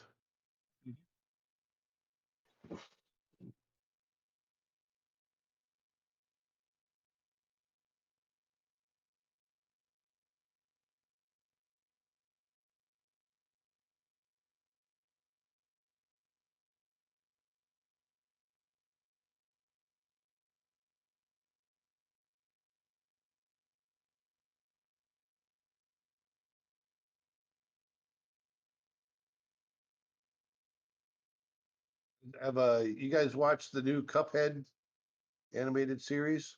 Yeah. Yes. I love it. Yeah. That old timey ragtime music and everything else in the game. My son is addicted to it.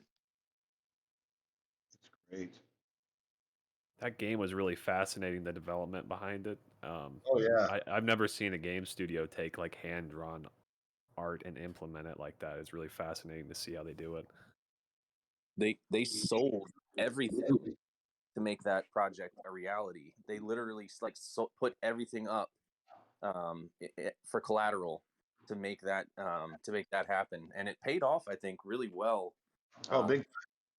I think there's Cuphead 2, the game coming out, which a lot of people were disappointed that you couldn't play online, but you could play, like you could play together, like in the same room.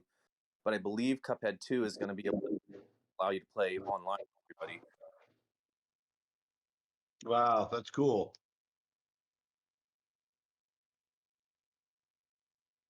I know several animators that worked on the game. Any info there? Any details you can share? No, because I met them in passing, and saw some of the rough work that they did for the game, which I thought was really cool. But beyond that, no, I didn't really hear much about any juicy bits or anything like that.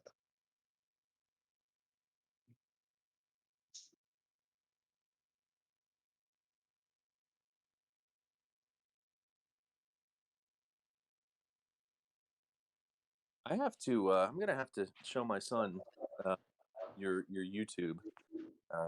He's really into. He's picking up drawing right now. Oh yeah, there's a lot. I got a lot on the YouTube for that, and I've got a lot on my website as well. Yeah. I've noticed you have like a ton of videos out there. I mean, a ton. I've been doing it for a long time. Yeah, I've put out about 350, I think, YouTube videos, instructional bits.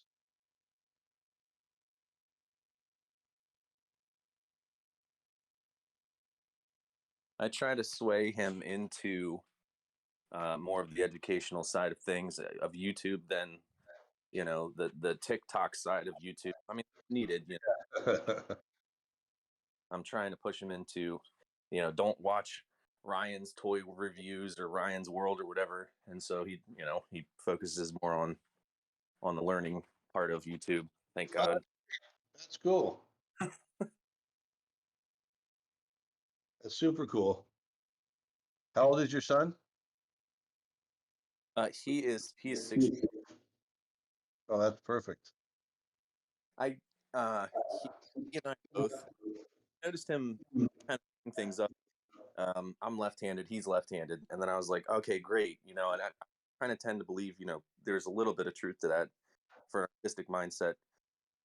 In left-handed, the way he is just a little different than my daughter, who's 9, and she's not really into the art scene, but he picks it up, and I've just got papers upon papers of him just coloring, drawing, doing. Oh yeah, and that's how I was. And it's funny, I'm left-handed. My brother's left-handed. My mother's left-handed. My father's left-handed. There's truth to it then. I mean, my kindergartner teacher made me left-handed in terms of writing. Everything else I do with my right hand. But she That's made, interesting. yeah, she instructed me to write left. So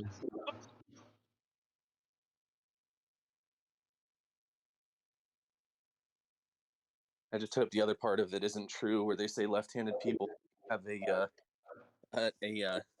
sooner expiration than people who are right-handed. I mean, superstition probably killed them. Aaron, if you're left-handed, are you left eye dominant or are you right eye dominant? I don't know. Okay, because I was just thinking, Oh, when I'm sketching and stuff, when I go to do the left side of a piece of work or something, usually it kind of gets difficult, right? Because your hand creates sort of a blind spot. You yeah. can't. So I was just curious about that. But what's weird for me is I'm left-handed when it comes to writing and art and eating and all that. But when it comes to sports, I do everything right-handed. But if I surf and water ski and all that, I'm goofy foot. So I go all over the place. It's interesting. Are you left-handed? I'm sorry. I'm on my phone and I'm kind of walking around the house watching. Are you the person who was just speaking? Are you left-handed as well? No, I'm right-handed. I was just curious about that because I know when you're drawing, it can kind of get in the way. Absolutely. Yeah, and I'm like Aaron said, left-handed for eating, drawing, and everything else. But then anything, labor, sports, or anything like that, I'm right-hand dominant. I personally don't keep track of those things. I just know I write with my left hand. And I do so many random things with either hand. Well, I'm not sure.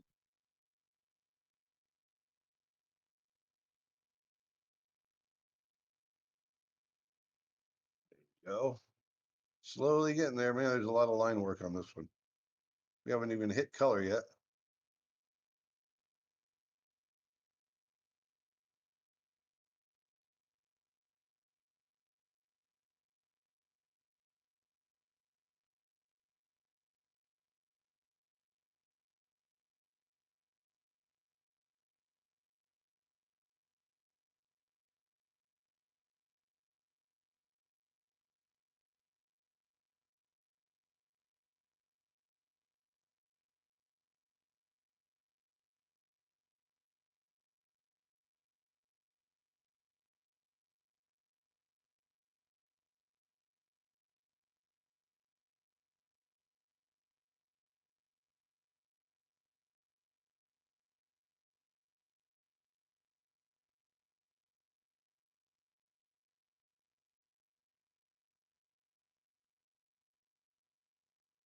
Jason, so will the when we mint, will we randomly get a one of one, or how does the one of ones work?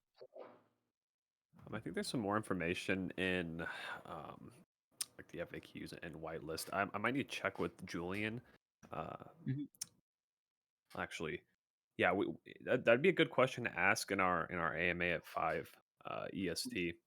The Yeah, I'll send allocation of it. that, I think we wanted to do some random stuff, but we also wanted to award, like longtime supporters of the project. So Yeah. that sort I of mean, answers your the question. first 100 mints, right? Oh, man, an increased chance.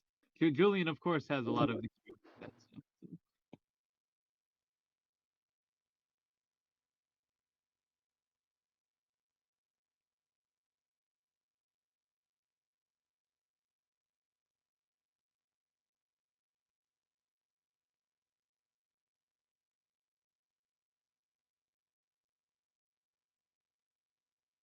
Man, now I'm thinking of a kind of with scissor hands.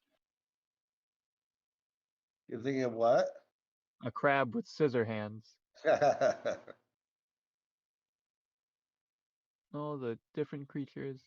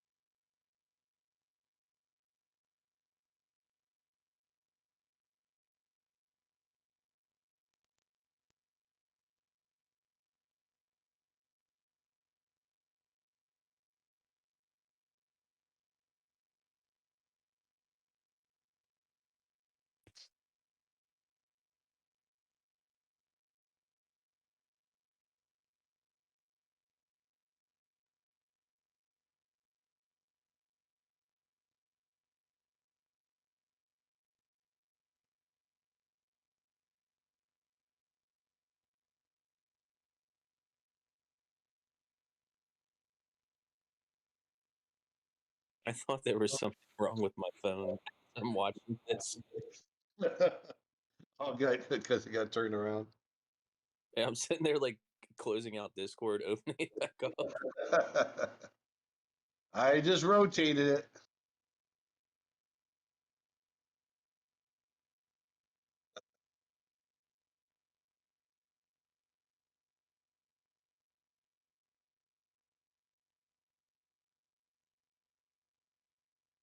Together.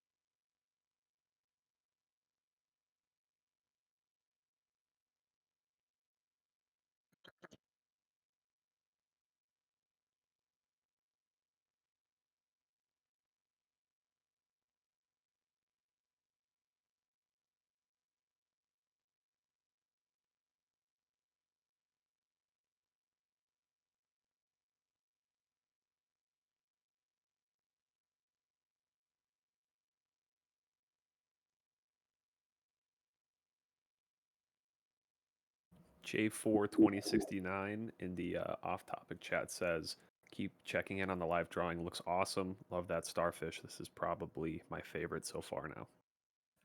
Awesome. Thank you. This is the one that I want. You got a 1 in 10,000 chance. How does that work? So, because I don't even know how that works. When you get your NFT, is it all by chance, or do you pick the one you want?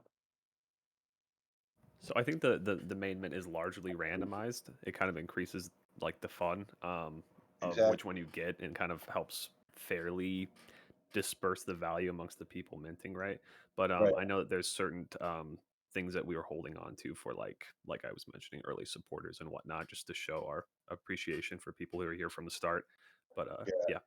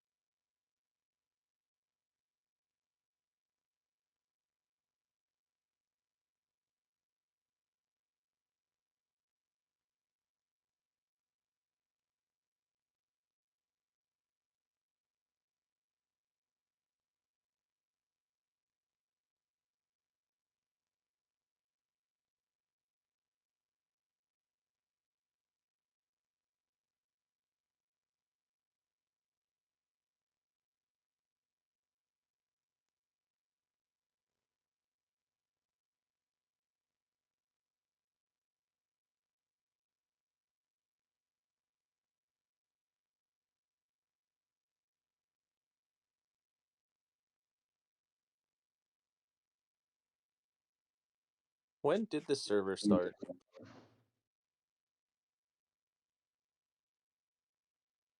So the Discord server itself, it was kind of a it kind of opened up before we intended it to. But yeah, basically as soon as we kind of went public, after people started flooding in, I think it was about the end of January. But yeah, it's that was about when we, I guess we didn't mean to intentionally, but for all intents and purposes, it was public at that point.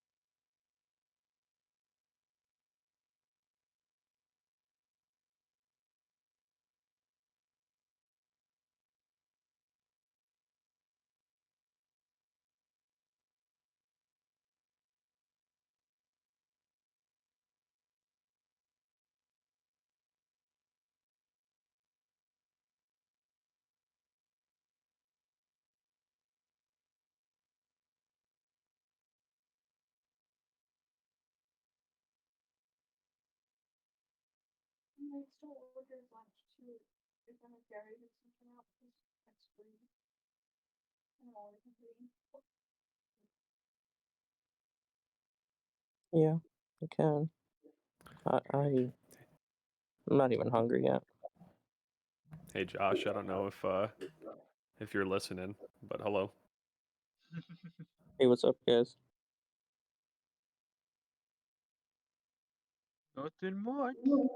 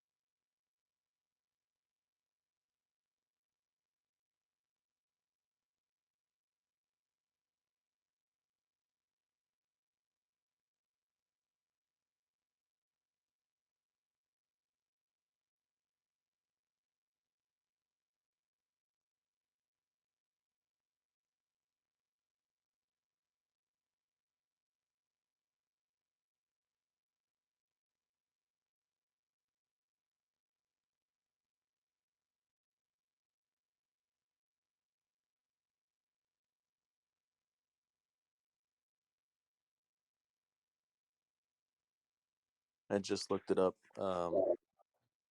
February, I think February 2nd or February 5th is when I ended up in here.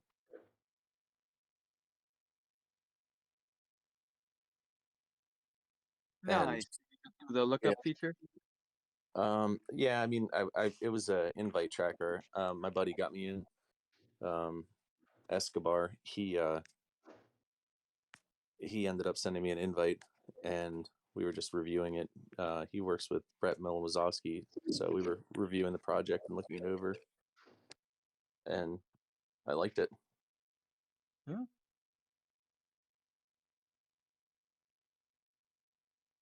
I'm glad you did. Yeah, I mean, this is my first real in-depth, discovery of what you do in the art and everything. I mean, I understand the process of the project of the game, but this is probably one of the most relaxed voice chats that I've ever been in, and watching the art be made is really neat. Yeah, it's fun. It's little. You get to kind of sit with my little Zen world. Normally, I've got a little bit of music playing and little something to drink next to me, and nice and relaxing. Yeah, thank you for sharing this.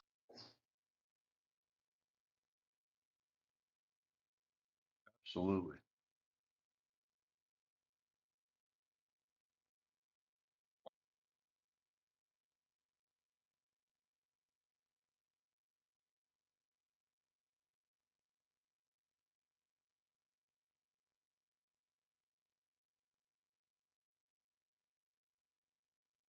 Yeah, I joined February 4th.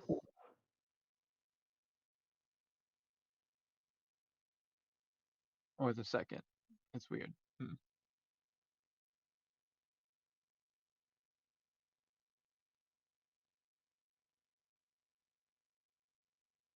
There's a lot of hype around a battle. That was intriguing to me, and then, like I said, just watching this as well get built out is neat.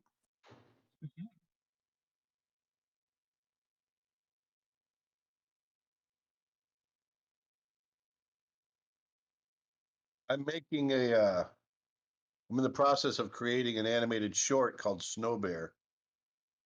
And we're going to be doing the same thing. We're going to be setting up a Discord for it. And as I work on it and create it over the period of a year or so, people can come in and watch me work and talk to me while I'm making the animated short. It's going to be pretty cool. Mm-hmm. I'll find that information on your website. What's that? We'll find it on your Twitter or your website when you get there. When we put it there, I don't have it up there yet, but yeah, when we get it up there, I mean, I've already been working on the short a fair amount so far, and but we haven't set up the Discord for it yet.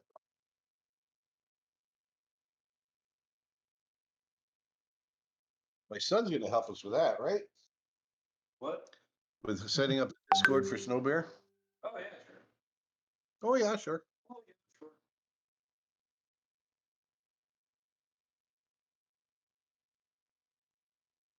My son works right next to me. He's our editor and photographer for the company.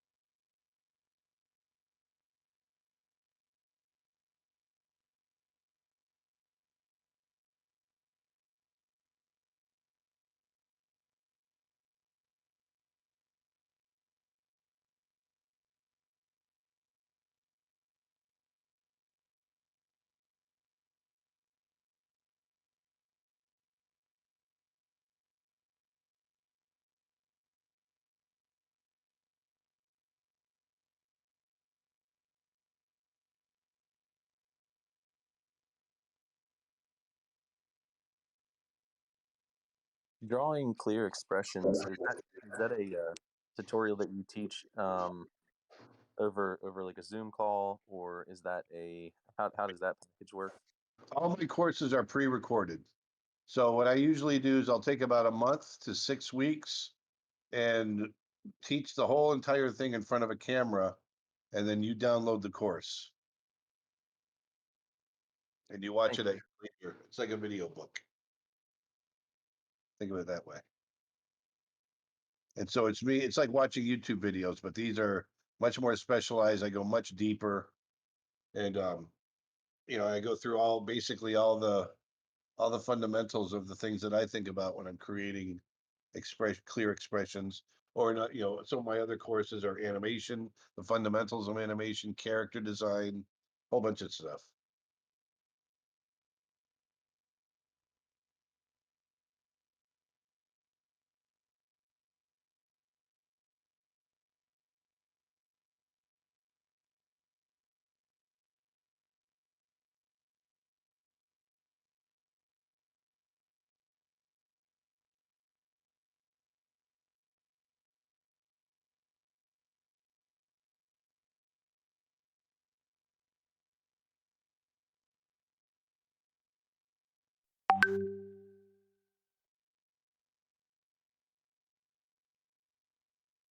When was the last time you went to a movie theater? Uh, I went and saw The Cursed 2 weeks ago, the new werewolf movie. It was amazing. Oh, so you'd recommend watching it. Gotcha. I have it going right now at me, so I I didn't know loved what. it. I thought it was well done. It was a nice kind of unique take on an old idea, which is werewolves. It's unlike any other werewolf movie I've ever seen, and it's filmed really well, and the story is told really well, and it's great. Yeah, from the summary, I couldn't tell what it was about. It was like, oh yeah, some monsters in this town, and I'm like, okay. Yeah, Yeah. it says a once peaceful remote country village is under attack, but by who or what no one knows. Villagers spread rumors of a cursed land, supernatural forces, and even demonic creatures. And that's pretty much it. And I was like, oh, okay. Um, are you hyped for the Buzz Lightyear movie? Absolutely. Very much so.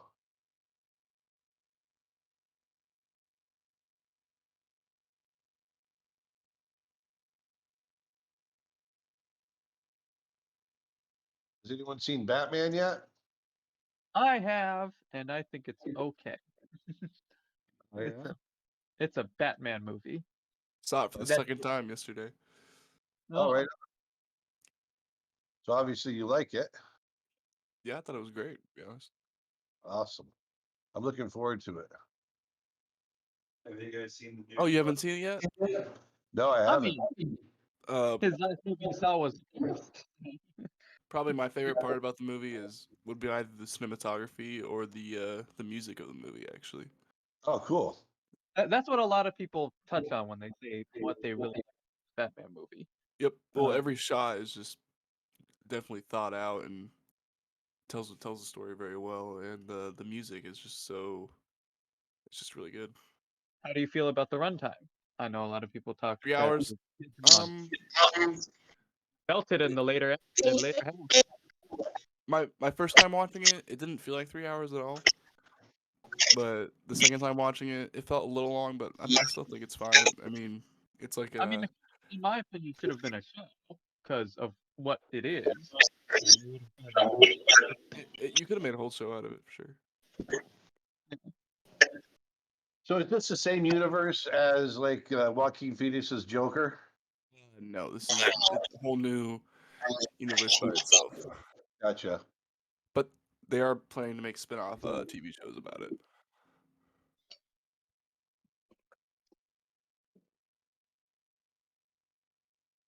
I would say that this movie does give off the Joker movie. It is very different. Yeah. from the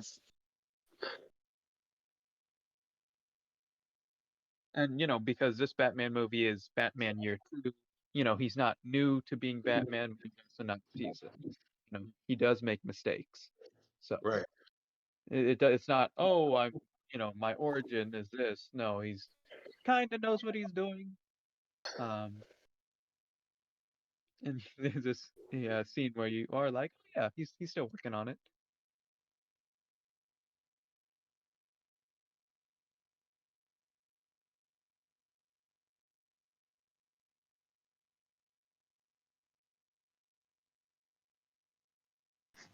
Time to lay in some color.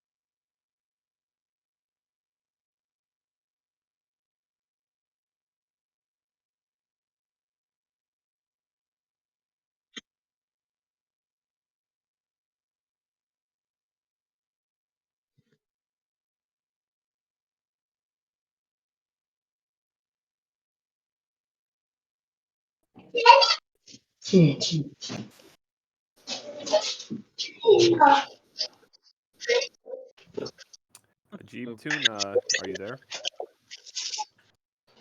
어디로? If 뭐뭐? you have a 뭐뭐였어? question, or do you mind muting if you didn't have a question?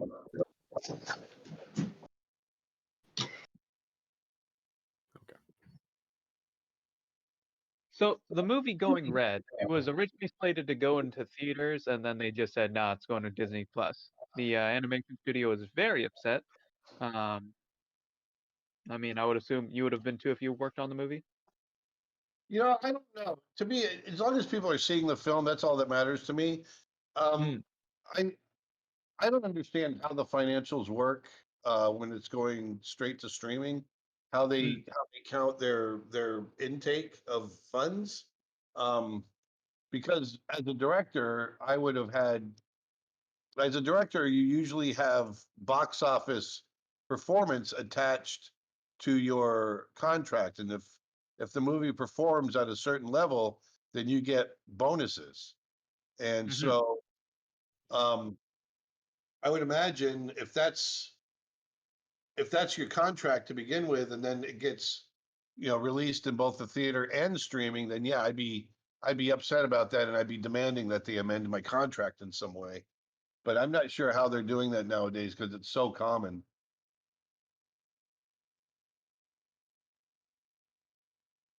Are there any things that are like I know some movies are meant to be seen on the big screen, but I mean, animation wise, I mean, would that really make a difference? Or Well, it depends. I mean, I've got an 85-inch screen, so to me, if I sit close enough, it's a big enough screen. yeah. So um, like, what's a good example of a movie that's animated that's like, oh yeah, no, you got to see it on a huge screen. well, one, I mean, for one thing, like on Brother Bear, not to pump my own movie, but um, in Brother Bear, the aspect ratio of the film changes. Mm. So when you're in the beginning of the film, before he becomes a bear, the film is literally smaller because his whole world view is small. And then once he becomes a bear, the sides open up and it becomes CinemaScope because his whole world view is getting bigger. And It's more colorful too. You see the movie yes, we design. actually we saturate the palette. So things like that, yeah, you want to, it's made for a cinematic experience, then you want to make sure you get a cinematic experience. But you know, by and large, I mean, home theaters are such now that I don't know if it really matters anymore. I don't know. It's tough to say.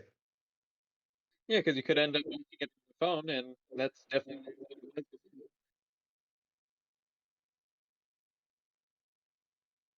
Exactly. Hey, Ajib, I see you keep leaving and joining again here.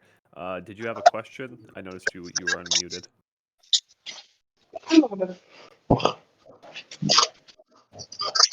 Maybe not. Okay. Well, if you have a question, if you want to go ahead and post it in Chatfish or even off topic, I'll try and keep an eye for you.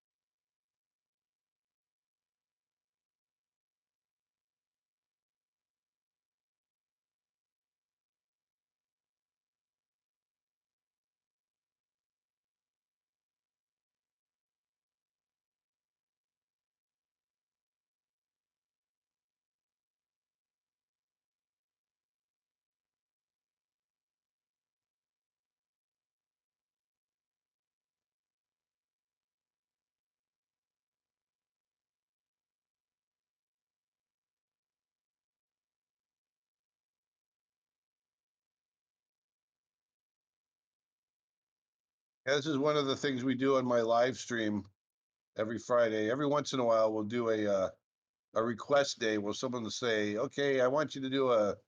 One of them we did was, "I want you to do a gangster llama." So I have to come up with a character, and in the 2 hours that we have, I kind of feel like that's what this is. I've obviously I planned it a little bit more, but it's kind of fun to do this with everybody.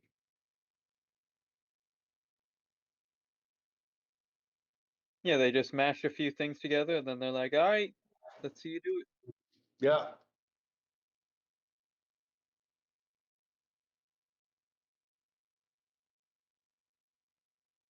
And where is this? Is this on your Twitter? Because I know I've attended a few of those. It's every Friday, and it's simulcast. It's on Twitch, Twitter, Facebook, and YouTube. It's all at the same time, and it's every Friday at 1 o'clock Eastern Standard Time. Hmm. So tomorrow. Tomorrow, exactly.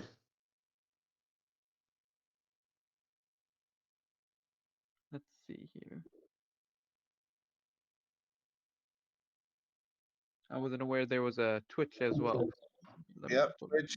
We usually get all together. We get a few thousand people watching. It's fun, and I answer questions, and it's a good time.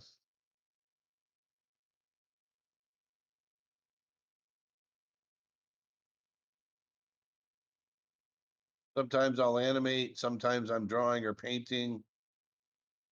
It's always something new.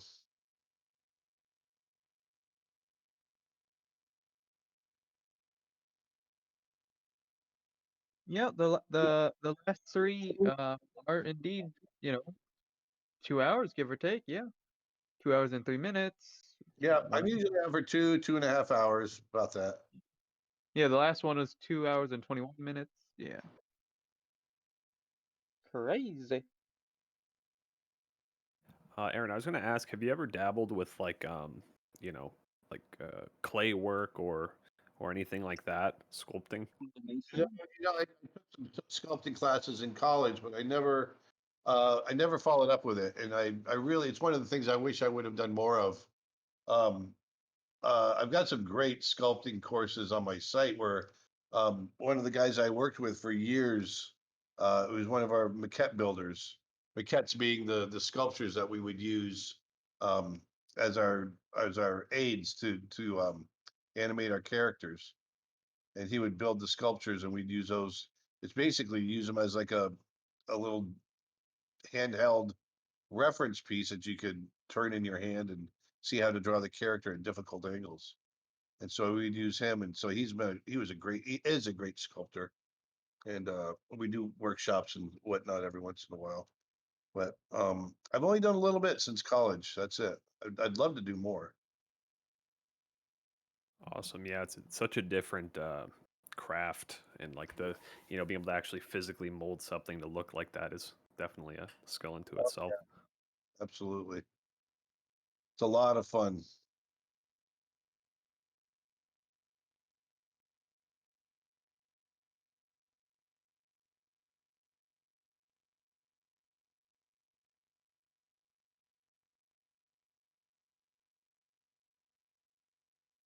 Trying to decide if I want to go blue like they are in nature or more fleshy colored like you would think it would look like a regular smaller clam. Hmm. The blue is interesting.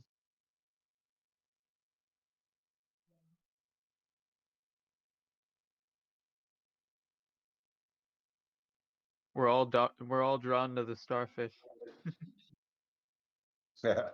He straight up illuminates the whole thing.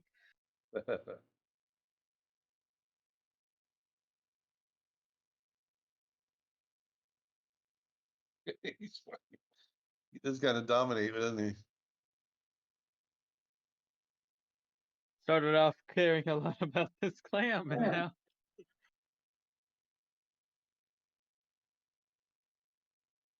I am really happy the starfish did get to make the appearance.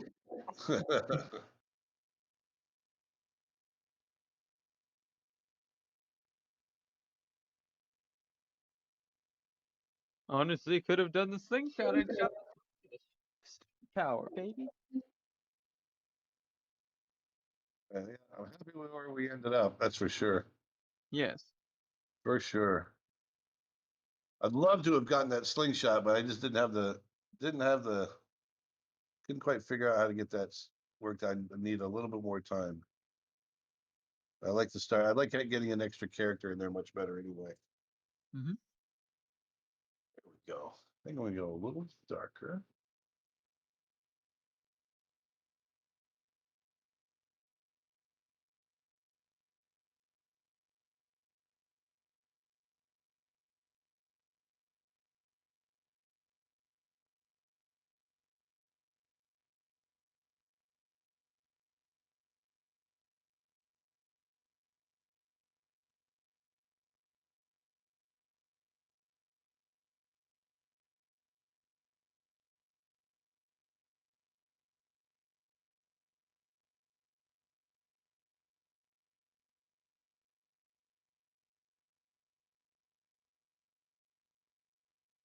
Apparently, there is a Guinness World Record for the oldest clam at 507 years of age. Yeah, it's pretty crazy how old they get. Yeah, that's Yeah, you insane. gotta open them up to know, right?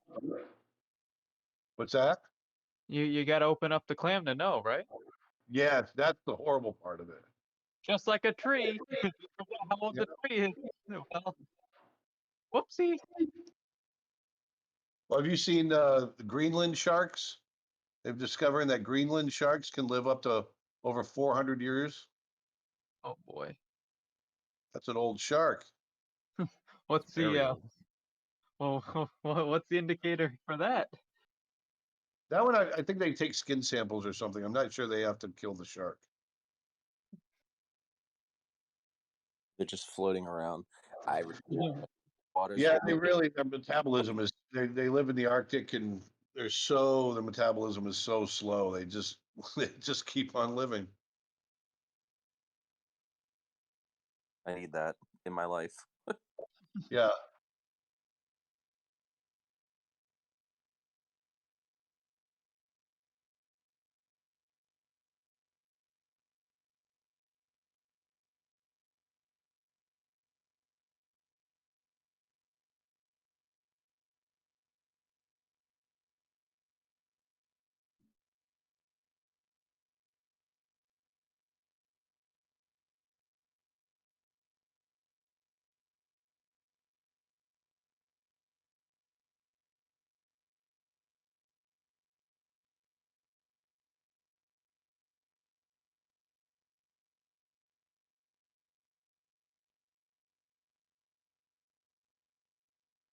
Do you name the characters as you're drawing them your own Do I way? name? Do I name them? Yeah. You know, I don't. I get their personality in my head, um, but I don't really name them. That's funny. That's a good question. It's a really good question. In other movies that I've worked on, you know, like on Lion King, when I created Nala, you know, you spend so much time with those characters throughout the course of making the movie, and the characters are constantly evolving, you know, in their look and everything. And by the time you get to the end of the movie, you've really nailed it. You feel like, okay, now I know this character. So we always used to joke that by the time we got to the end of the movie, we knew our characters well enough that we could actually make the movie. And but what was interesting is that they really become real to you. They become living, breathing characters that have lived in my brain for 30 years now because they just you live with them and animate their personalities so much that they just become alive and real to you. And you know what they would do, you know what they wouldn't do, you know, kind of crazy stuff.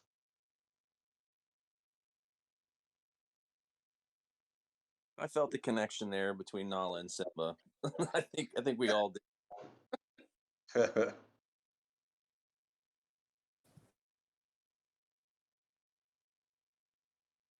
So you felt the love tonight. Oh yeah, definitely.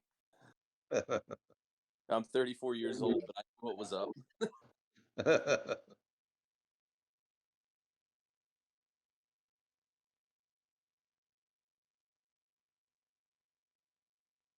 That was another that and Brother Bear, those two, yeah. I mean, those were some emotional times, man. Yeah. Roller coaster. Yeah. That's my goal. Our goal.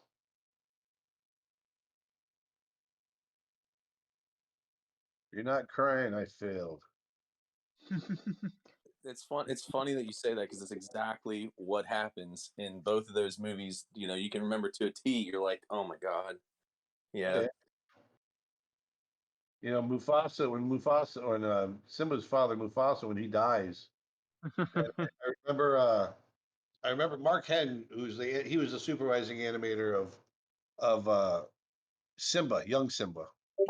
And our offices were right next to each other. And I remember when he finished animating that shot where, you know, Simba comes out of the dust and finds Mufasa laying in the dirt and he's trying to wake him up and saying, "Hey, it's time to go home and, you know, wake up," and all this.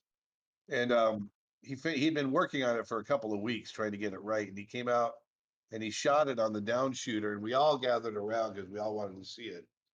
And man, everybody was bawling. And we were working on the movie. It was crazy. It was amazing. So we knew right then it was gonna be a winner. And then later on, we had James Earl Jones came in to visit the studio, and you know, he was the voice of Mufasa, and he hadn't seen that scene yet. And so Mark and I took him back to our editorial department and played that whole section, the stampede, and where his character gets killed. And man, we turned the lights on, and James Earl Jones and his wife are just bawling, just tears running down their face. It worked out perfect. Thank you for that moment. Sure. You know, it's crazy growing up as a kid watching this stuff on VHS. In one hand, I have The Lion King, right? And I don't know the actors' names and all that, but then I have in the other hand, I have Conan, and James Earl Jones is also the villain in that movie. And I'm like, oh, so those two are the same. Yeah, and Darth Vader. Darth Vader too. He played Darth Vader. Yeah, James Earl Jones is the voice of Darth Vader. Wow. I'm a fool. Yeah. What a full circle that's made. Yeah. Mufasa, Darth Vader, and now it's all under the umbrella of Disney. Pretty crazy. Yeah.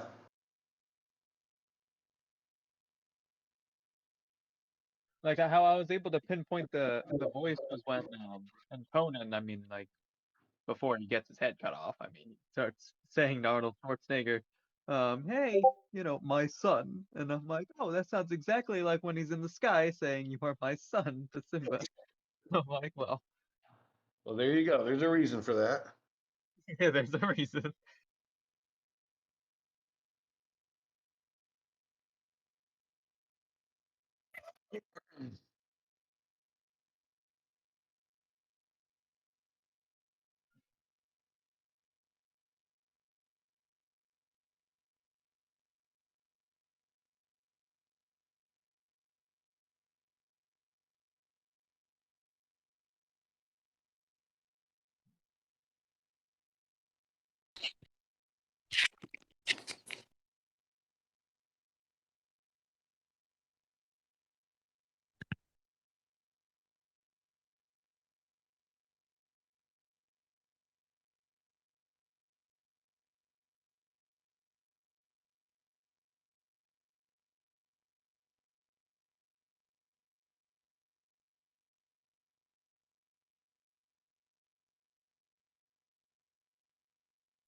Are you designing the backgrounds for the game as well?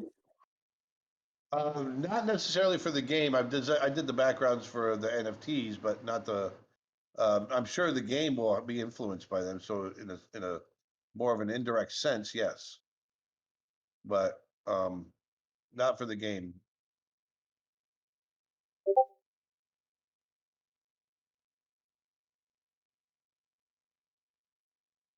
This guy's going to be fun for the game.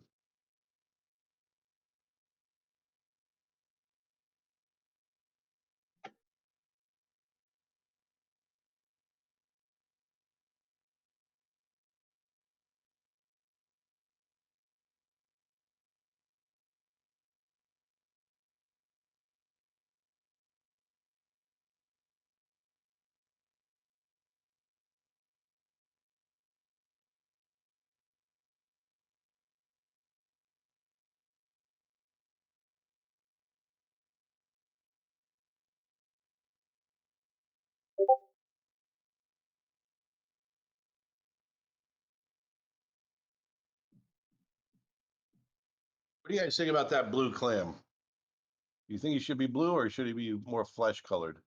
I was wondering that. Oh, should it be like a pinker tone? That's what I'm wondering. Because I mean, it's accurate to a real. If I show you, if you look at like this, Your reference, yeah. Yeah. it makes sense. But you don't have that normally. You're not going to see that. What's the are we able to do a side by side comparison of one that's not blue and one that is? Yeah, let me see what I can do here. I think that's one of the reasons why I asked the question about the background, because it's nautical themed. Are there going to be a lot of blue tones in the backgrounds, and would a pink? Oh no, the backgrounds will change. They'll be all over the place. The backgrounds will be solid colors. Some will have, like this with the squid. Some will be, not necessarily this bland, but some might be. So the backgrounds are going to change all over the place. I want the squid. First I wanted the octopus, now I want squid.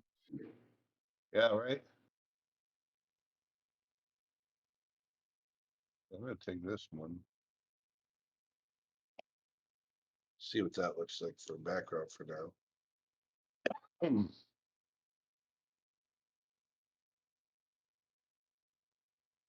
Crazy about it. I'm going to change that up. I like the contrast.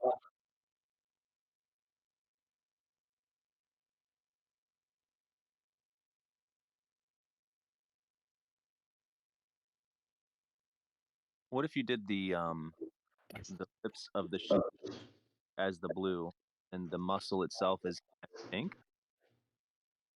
Oh, like the face pink, you mean? Yeah. Yeah, I think it's a good idea. I was thinking the same thing. I think I might do it. I'm going to try that out. So what I'm going to do is I'm going to double this up. And I'm just going to try drawing right on the.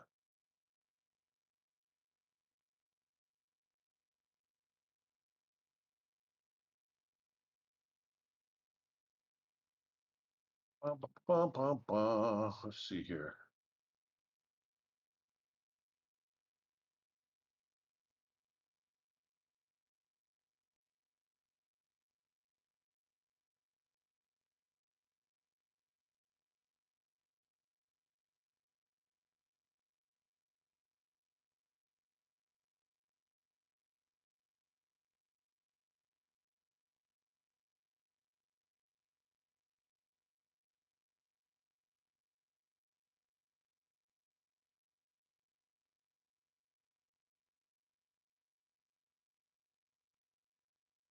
I think I'd go with the blue personally when I'm looking at it. I'm like, yikes.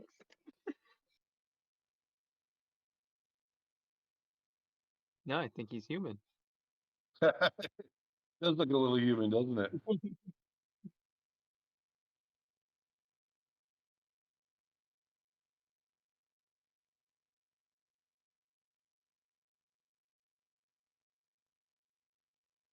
This is exactly why you do your research, so you know the rules that you're breaking.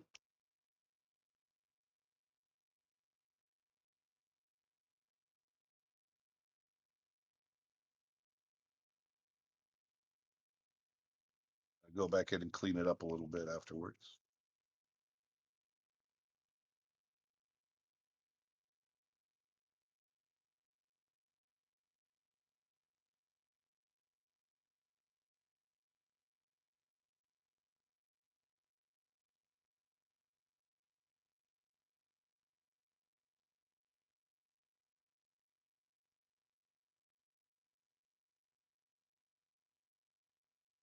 Oh, sorry, it's growing on me as we grow, as we go further in.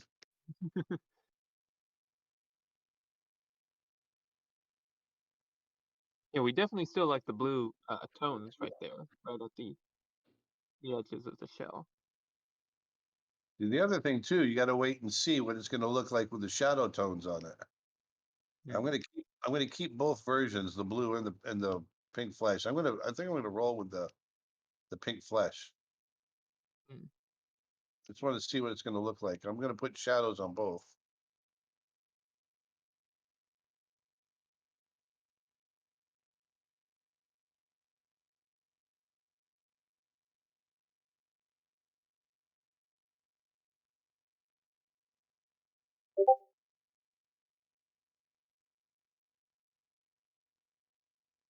Cleaning it up here and there.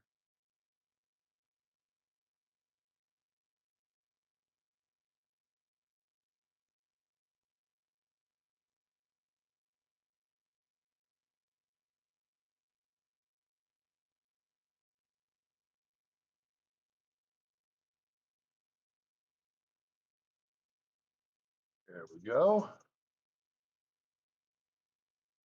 Yeah,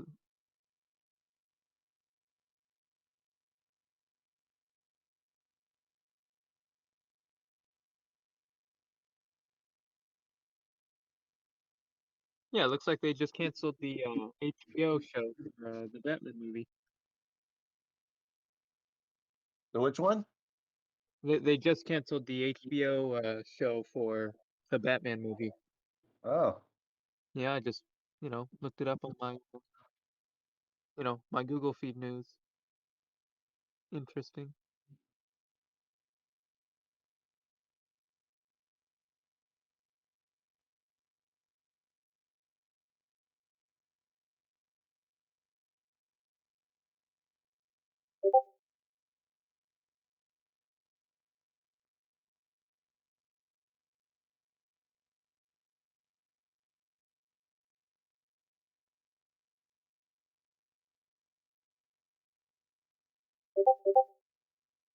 here we got that, we got that, got that, got that.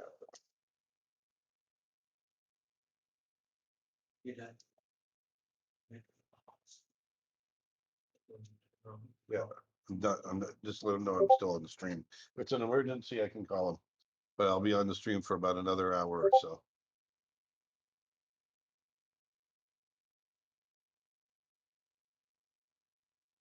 Yeah, I'm gonna roll with this. I like it.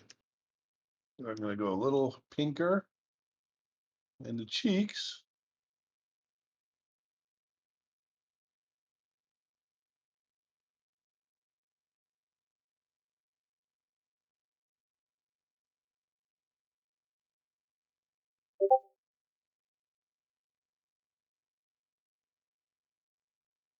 See what happens with this, because like I said, when I put the shadows in here, matter of fact, I'll give you a little preview of what the shadows will look like. Actually, I'm gonna get these other colors down first, and then we'll look at them.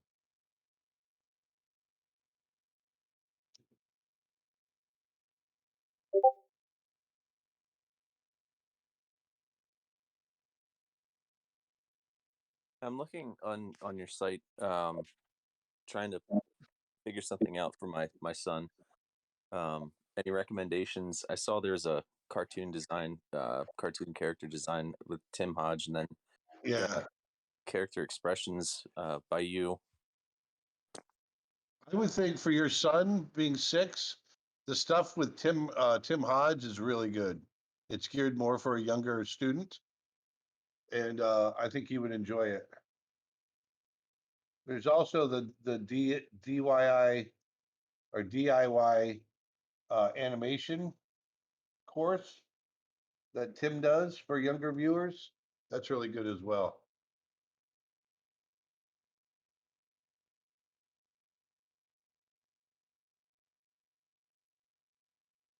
And he does several bits where he's, how to draw dinosaurs, cartoon dinosaurs, how to draw, cartoon animals and things like that. They're really great for younger viewers. Tim, Sorry, go ahead. your character design that you have. Yeah. I've got a 9-year-old as well, and I think she's hesitant to jump into drawing, but um, I think she'd be open to it if she was just shown, how to, more so than the creative, the free flowing creativity of it. Yeah, I mean, it's definitely, I think a 9-year-old will be okay with it. It's definitely more advanced as far as, I'm teaching how to design for, film and that sort of thing. But it's fun. It's a lot of fun. And I think it's fairly cheap right now. Might be on sale. Yeah, 45. And the whole course is about, I think it's about 16 hours. It's big.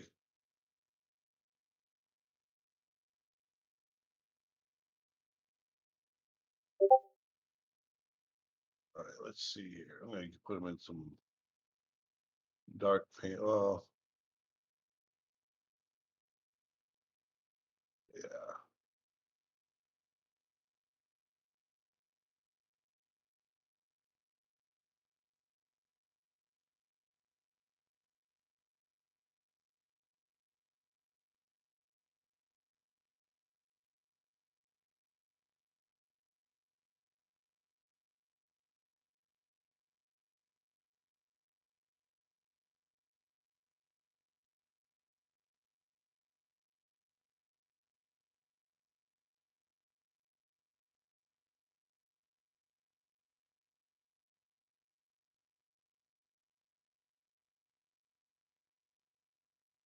All right.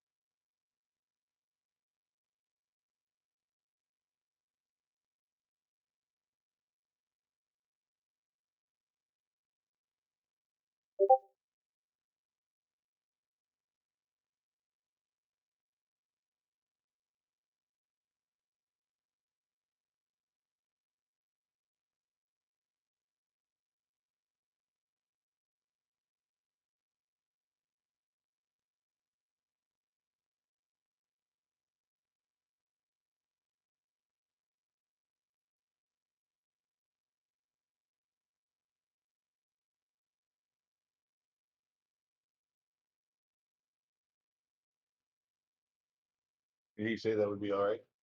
Yeah. Dustin? Yep. Okay, good.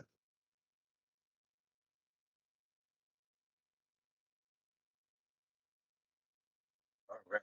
Let's get some.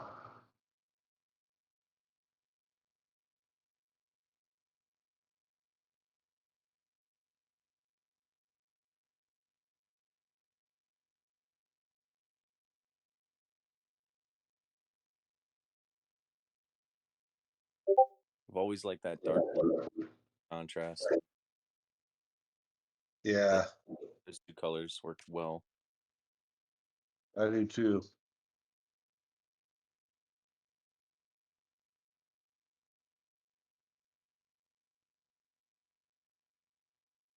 Once we get our shadows working in here, then it's gonna really come together and start popping.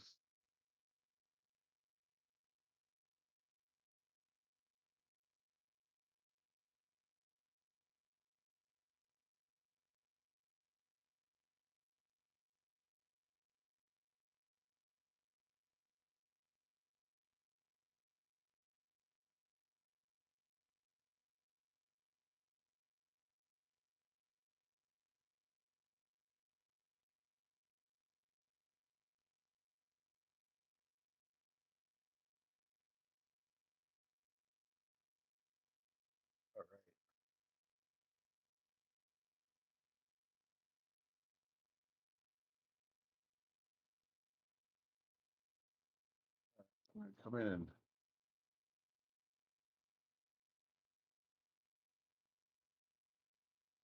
Start creating shadows.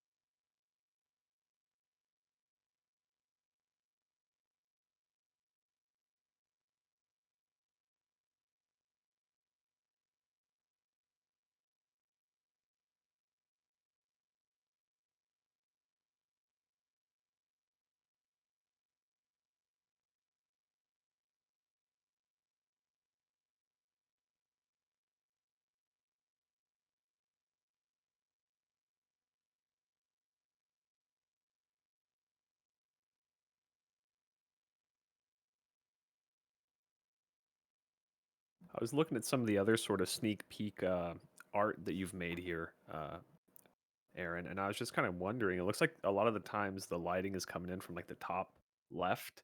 Is that something you do intentionally?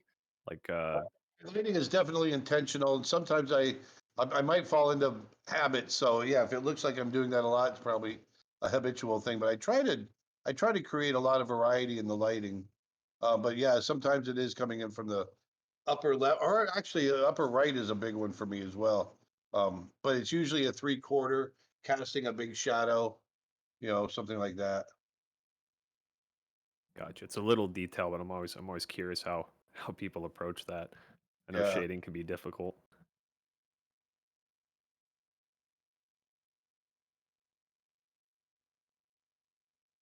Here I'm imagining the light basically straight up, um, slightly off center. But I'll cheat things too. Like, technically this whole face would be in shadow that's inside the clam, but I'm going to set it up that the shadow just kind of goes across the bottom of the face. I mean, the shadow goes across the top of the face, and the bottom of the face is out of shadow.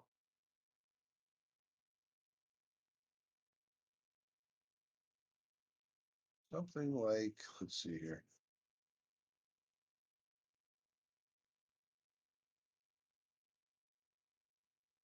like this.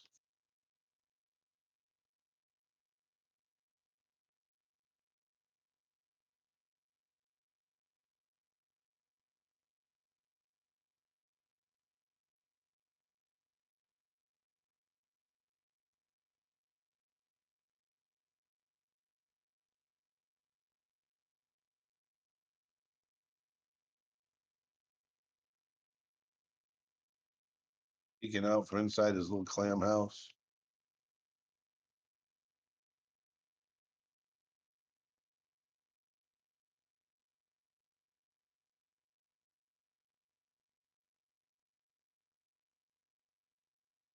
There we go. That looks awesome. Yeah, that looks a little better. See, I knew we could, that flesh color would be okay as long as we can get some shadow in there.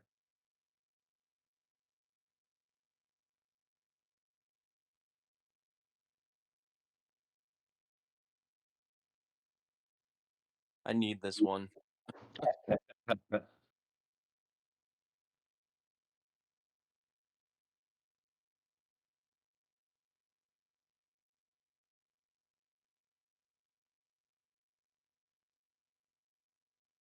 Wait till we get the highlights in there. It's going to get even better.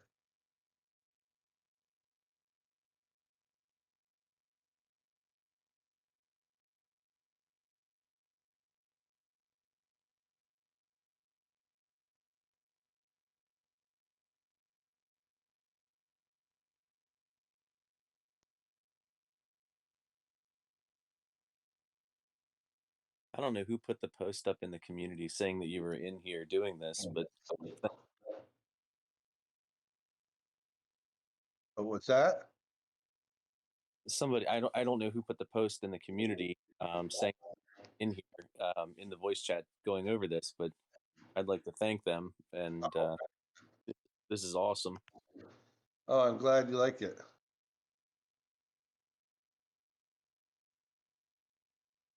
It's a lot of fun. I'm 54 years old and I still get to draw cartoons for a living, and pretty cool. I made an entire career doing that. I love being able to just sit down and pull out my crayons and start to draw. You said you had grandkids. They must really love hanging out with you. They do. We have a good time together.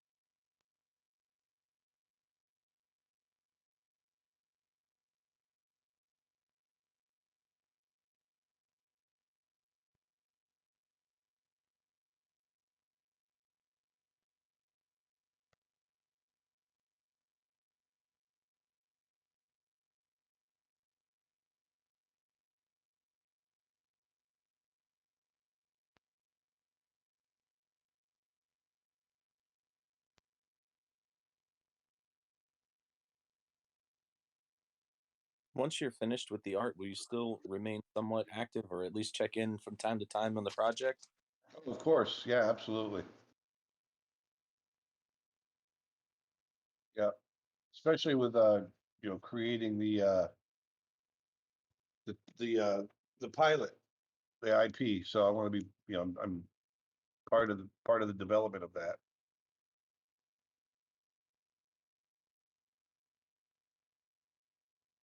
All right, we're getting there. Let's do another layer on top of that. This is going to be very slight highlight layer. And then we'll get really deep into highlights after that.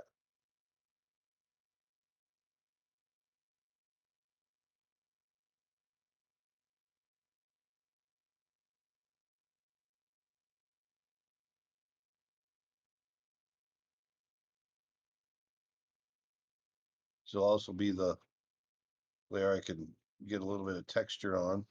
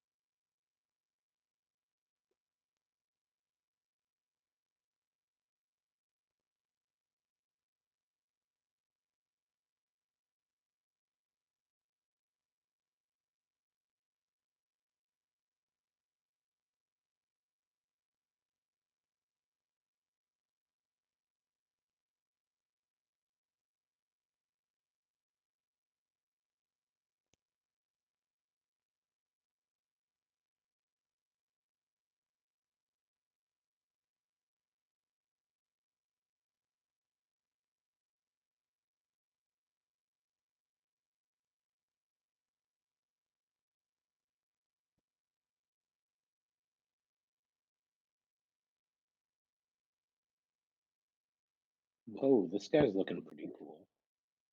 What's that? Hi, Aaron. It's me again. This guy's Yep. looking pretty cool. Yeah, we've been having a good time. We've been kind of making it together.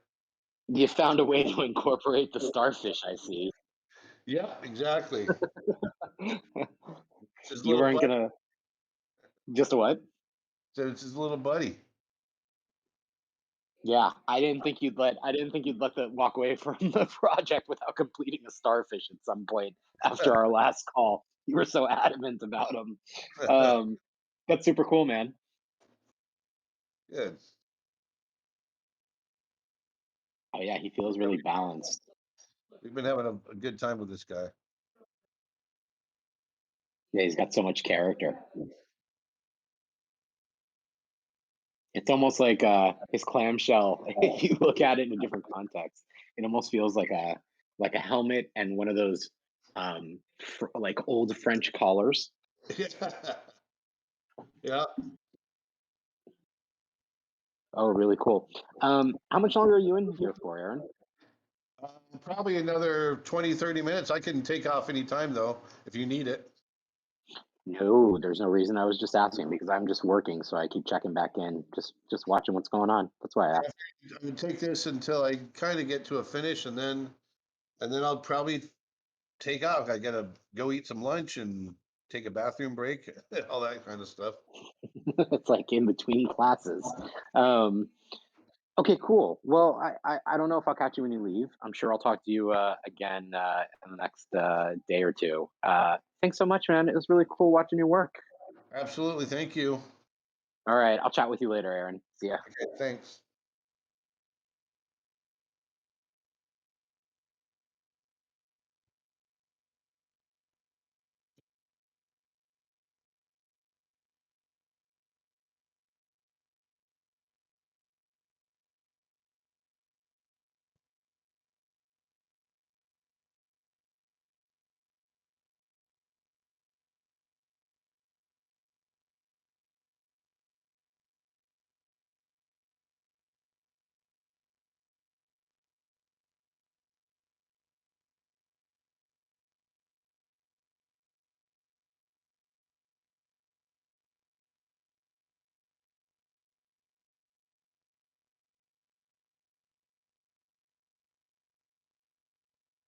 There's a box of chocolates floating around my house somewhere, and I'm willing to bet money that one of my kids made off with it.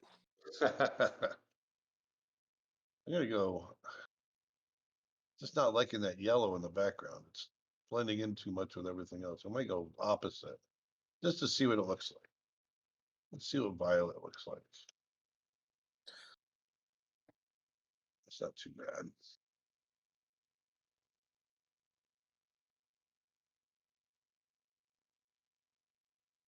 He's better off the warms.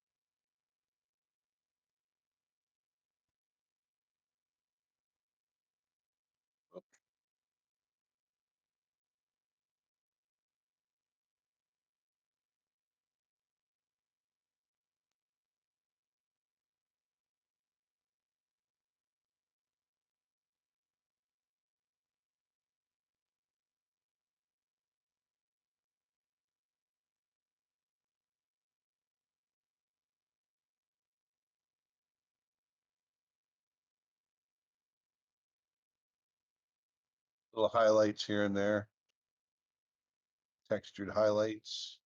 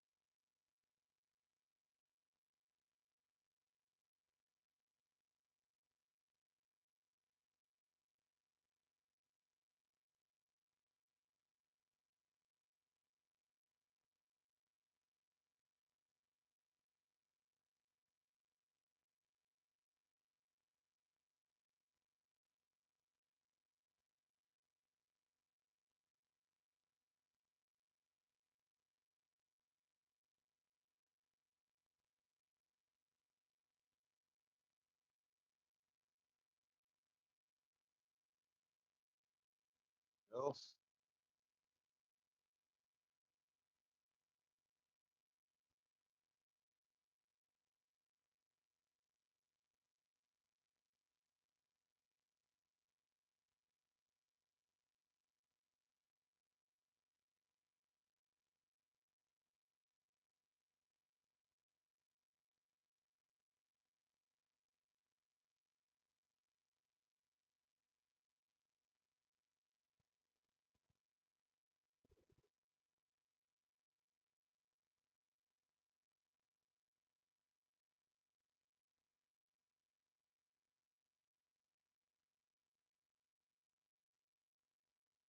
Are you using a mouse to do this, or do you have like a Wacom tablet? I have a Wacom, big Wacom tablet. Yeah, I've got a 32-inch screen that I draw on. So it's very large. I've got a partnership with Wacom, so I've used them for years. I love their products and so I test out a lot of their stuff and they send them to me to work out. So it's a nice deal.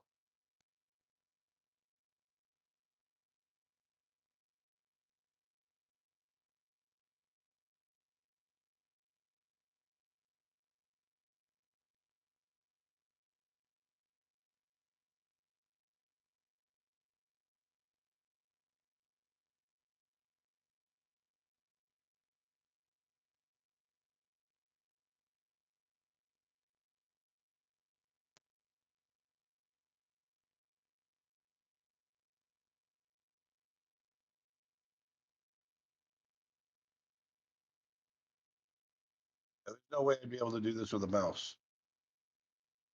I wondered. I was watching and I was like, if he's doing this with a mouse, oh my word.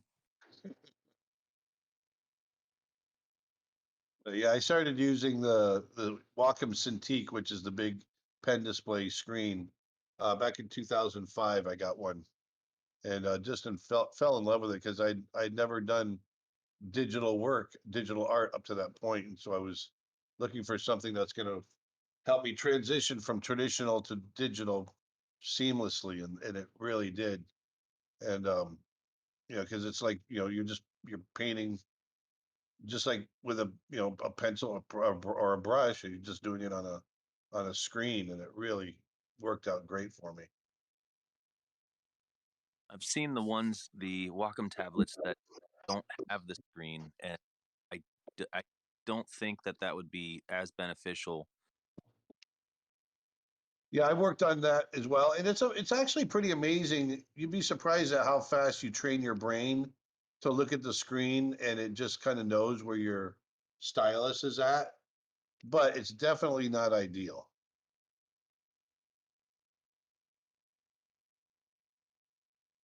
Yeah, I was gonna say I was looking at some of these online, and to my understanding, you're literally drawing over what is essentially like an LCD touchscreen display, right? With a pen. Exactly. Yep. Yeah, Yep. it's I pretty wish awesome. wish we could show you what it looks like. Well, if you look at any of my live streams on YouTube, you can any of them that I'm working digitally, you can see what I'm doing there. Because we set up a camera showing.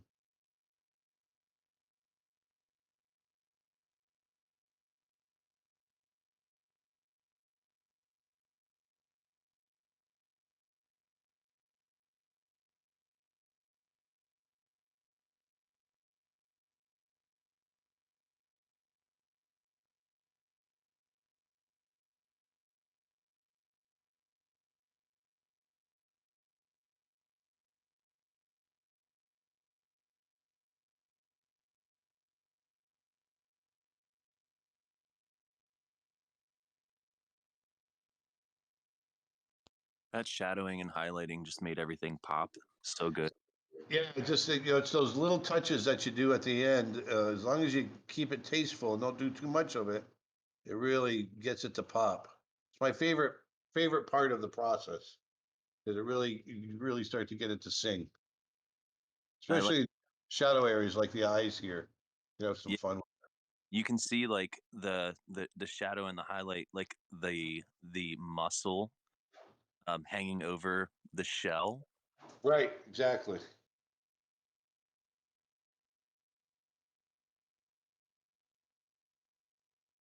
Here, I'm going to try something a little different.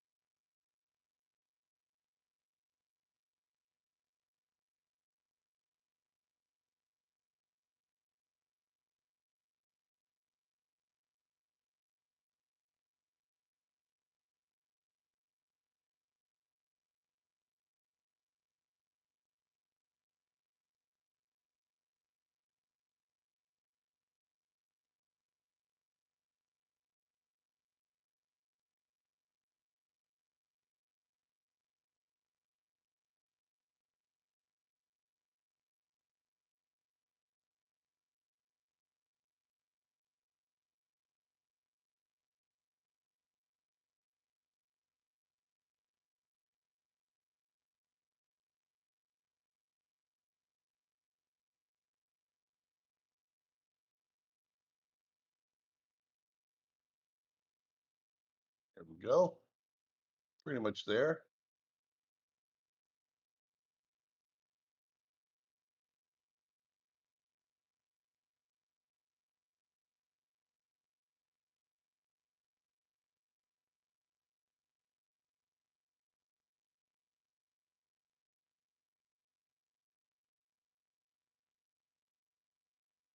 Thing I want to do is I'm going to open up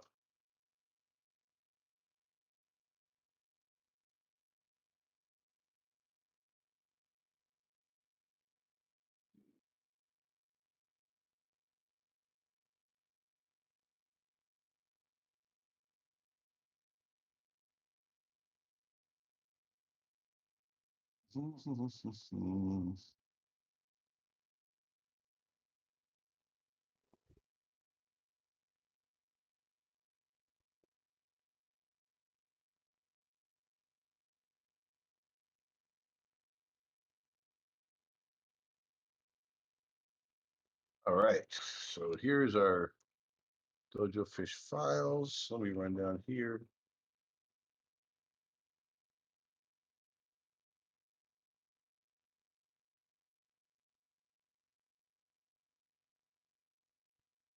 It's interesting. Let me see that one.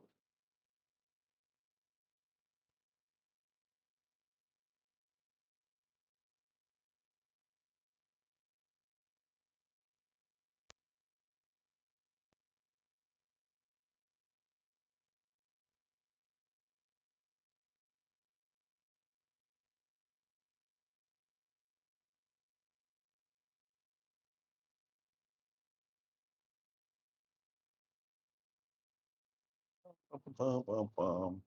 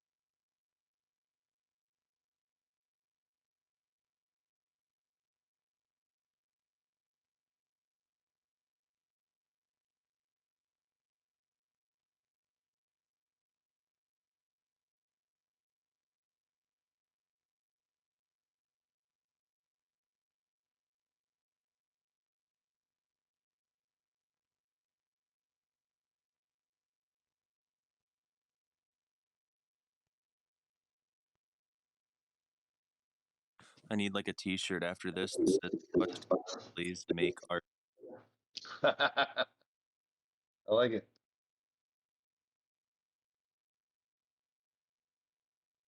I want him to pop out of the background a little bit better, so I'm going to lighten the background.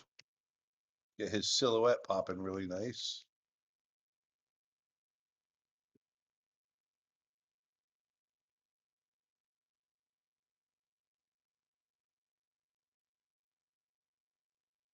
There we go.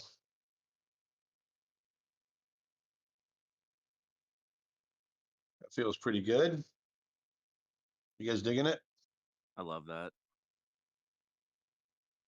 It's really nice. It's kind of crazy how much the kind of final art snowballs into what it's going to be, like towards the end there. So much time is spent in the design and drawing, and then once you get that local color down, then it's off to the races. You can really take off and get it done pretty quickly. But thank you. Well, there you go. I'm gonna head off. Got this one done. So I'm really glad you guys joined me, and that was a lot of fun. Thank you so much. Yeah, you're welcome. I really enjoyed this, and I'm really looking forward to the weekend and the minting and everything else. It's going to be awesome. You said that I guess tomorrow at 1 p.m. Eastern time you go live as well on Twitch and Instagram and other